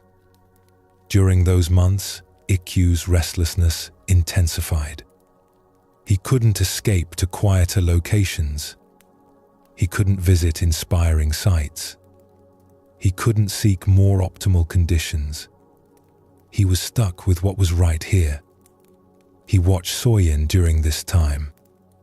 The older monk's practice seemed completely unchanged by the forced isolation. He sat in meditation with the same steady presence. He worked with the same calm attention. He moved through each day with an ease that didn't seem to depend on having choices about where to practice or what conditions to seek. One evening, frustrated and restless, Ikkyu approached Soyen. "How do you maintain practice when you can't seek better conditions? Don't you feel limited by being stuck in one place?" "Stuck?" Soyen repeated. "I'm not stuck. I'm here." "But doesn't your practice suffer without access to special places? Without the inspiration of different environments?" Soyen set down the robe he was mending. "Ikkyu, let me ask you something. When you visit a sacred cave or a beautiful hermitage, what are you actually seeking?" "I'm seeking conditions that support deeper practice." "But what you call deeper practice, does it depend on where you sit?" If your understanding needs a special cave to be real, is it genuine understanding? If your peace requires perfect conditions to exist, is it real peace? Ikkyu wanted to argue, but something in Soyen's questions struck deeply. He had been practicing for years, seeking optimal conditions, yet still hadn't found the lasting peace he sought. Meanwhile, Soyen practiced in one place with apparent stability. "I think," Soyen continued gently, "you're looking for conditions that will create peace for you. But peace isn't created by conditions. It's what's here when we stop demanding conditions be different." "But surely environment matters," Ikkyu said. "Surely a quiet cave is better for practice than a noisy marketplace." "Better for what?" Soyen asked. "A quiet cave might be easier for certain practices. But if your peace depends on having that cave, then you're not really at peace. You're just temporarily free from disturbance. The disturbance will return the moment conditions change." He picked up his mending again. "I practice here not because this is the perfect place, but because this is where I am. The monastery isn't ideal. The hall is too cold in winter, too hot in summer. The food is simple and sometimes bland. The schedule is demanding. But these conditions don't prevent peace. They're just conditions. Peace doesn't depend on them being different." Over the remaining weeks of winter isolation, Ikkyu began to practice differently. Instead of resenting his inability to seek better conditions, he tried to approach the monastery as Soyen did. Not as an obstacle to overcome or a limitation to escape from, but simply as where practice was happening right now. He noticed how much energy he had been spending on seeking and planning. Energy that could have been going into actual practice. He noticed how each place he sought had seemed perfect from a distance, but revealed limitations once he arrived. He noticed that his restlessness wasn't solved by finding better conditions. It simply relocated to the next dissatisfaction. When spring finally came and the paths cleared, Ikkyu had an opportunity to join a group traveling to a famous mountain temple. In the past, he would have eagerly accepted. But something had shifted. He realized he had been using these journeys as a way to avoid practicing with his actual mind in actual conditions. "Thank you," he told the traveling group, "but I'll stay here." Soyen, overhearing this, smiled but said nothing. Years later, when students would come to Ikkyu struggling with their practice environment, he would tell them about his years of seeking perfect conditions. "I spent so much time looking for the right place to practice," he would say. "I thought peace was somewhere else, somewhere better. But peace was here all along, waiting for me to stop seeking it elsewhere." This second story deepens the teaching about peace and place. Ikkyu's seeking wasn't obviously wrong. He was looking for supportive conditions, which seems reasonable. Sacred sites, quiet caves, beautiful environments can inspire practice. But his constant seeking revealed something deeper. He had made peace dependent on finding and maintaining optimal conditions. Soyen demonstrated a different approach. Not that environment doesn't matter at all, but that peace doesn't depend on environment being perfect. He could practice in the cold hall or the hot hall. He could work in rain or Sunday. His stability came from not requiring conditions to be different before he could be at peace. The forced winter isolation was crucial for Ikkyu. It removed his ability to escape, forcing him to face his restless seeking directly. Without the option to find better conditions, he had to work with the conditions that were present. And in doing so, he discovered that the seeking itself had been the problem, not the conditions he was seeking to escape. This teaching addresses a subtle trap in spiritual practice.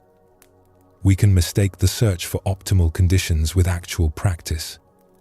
We can spend years seeking the perfect environment, the ideal teacher, the most supportive circumstances.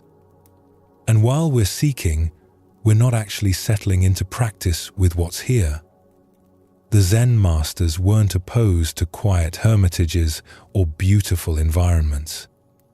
But they understood that if peace depends on maintaining special conditions, it remains fragile and conditional.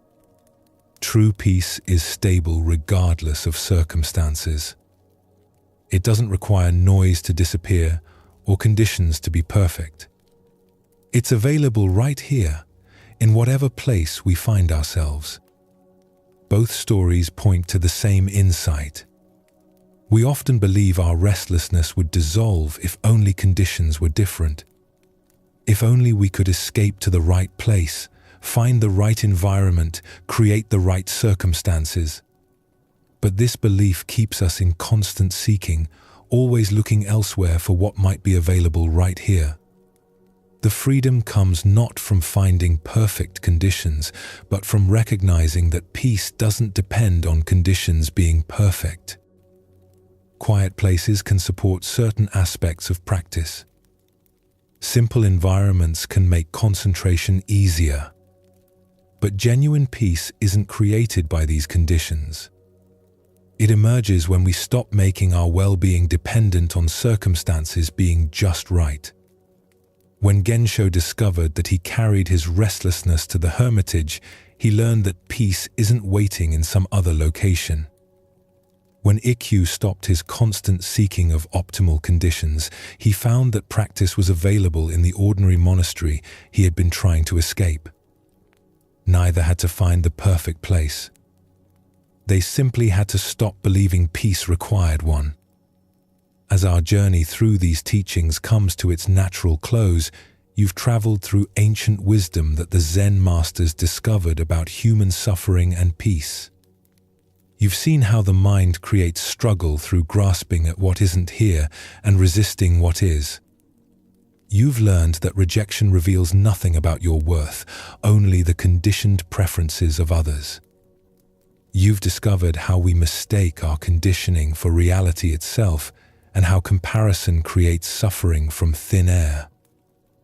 You've explored the habit of postponing peace until some future achievement, always moving the target just out of reach. And you've seen how we search for peace in perfect conditions when it was never dependent on circumstances being just right. Each teaching points to the same simple truth. The peace you seek isn't something to create or achieve or find in some other moment or place. It's what remains when you stop the mental habits that obscure it. You don't need to remember every story or hold on to every insight. These teachings have already done their work simply by being heard. Like seeds planted in good soil, they'll continue unfolding in their own way and their own time.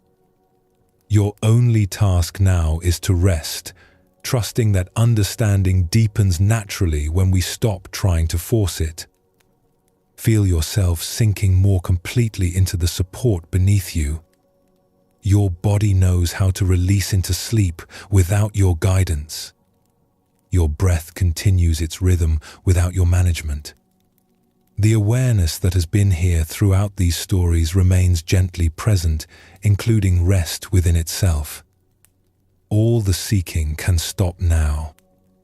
All the mental reaching and pushing can come to rest. The comparing mind can be quiet. The postponing mind can finally arrive in this moment. There's nowhere else you need to be, nothing else you need to become, no other conditions that must be met before you allow yourself this simple peace.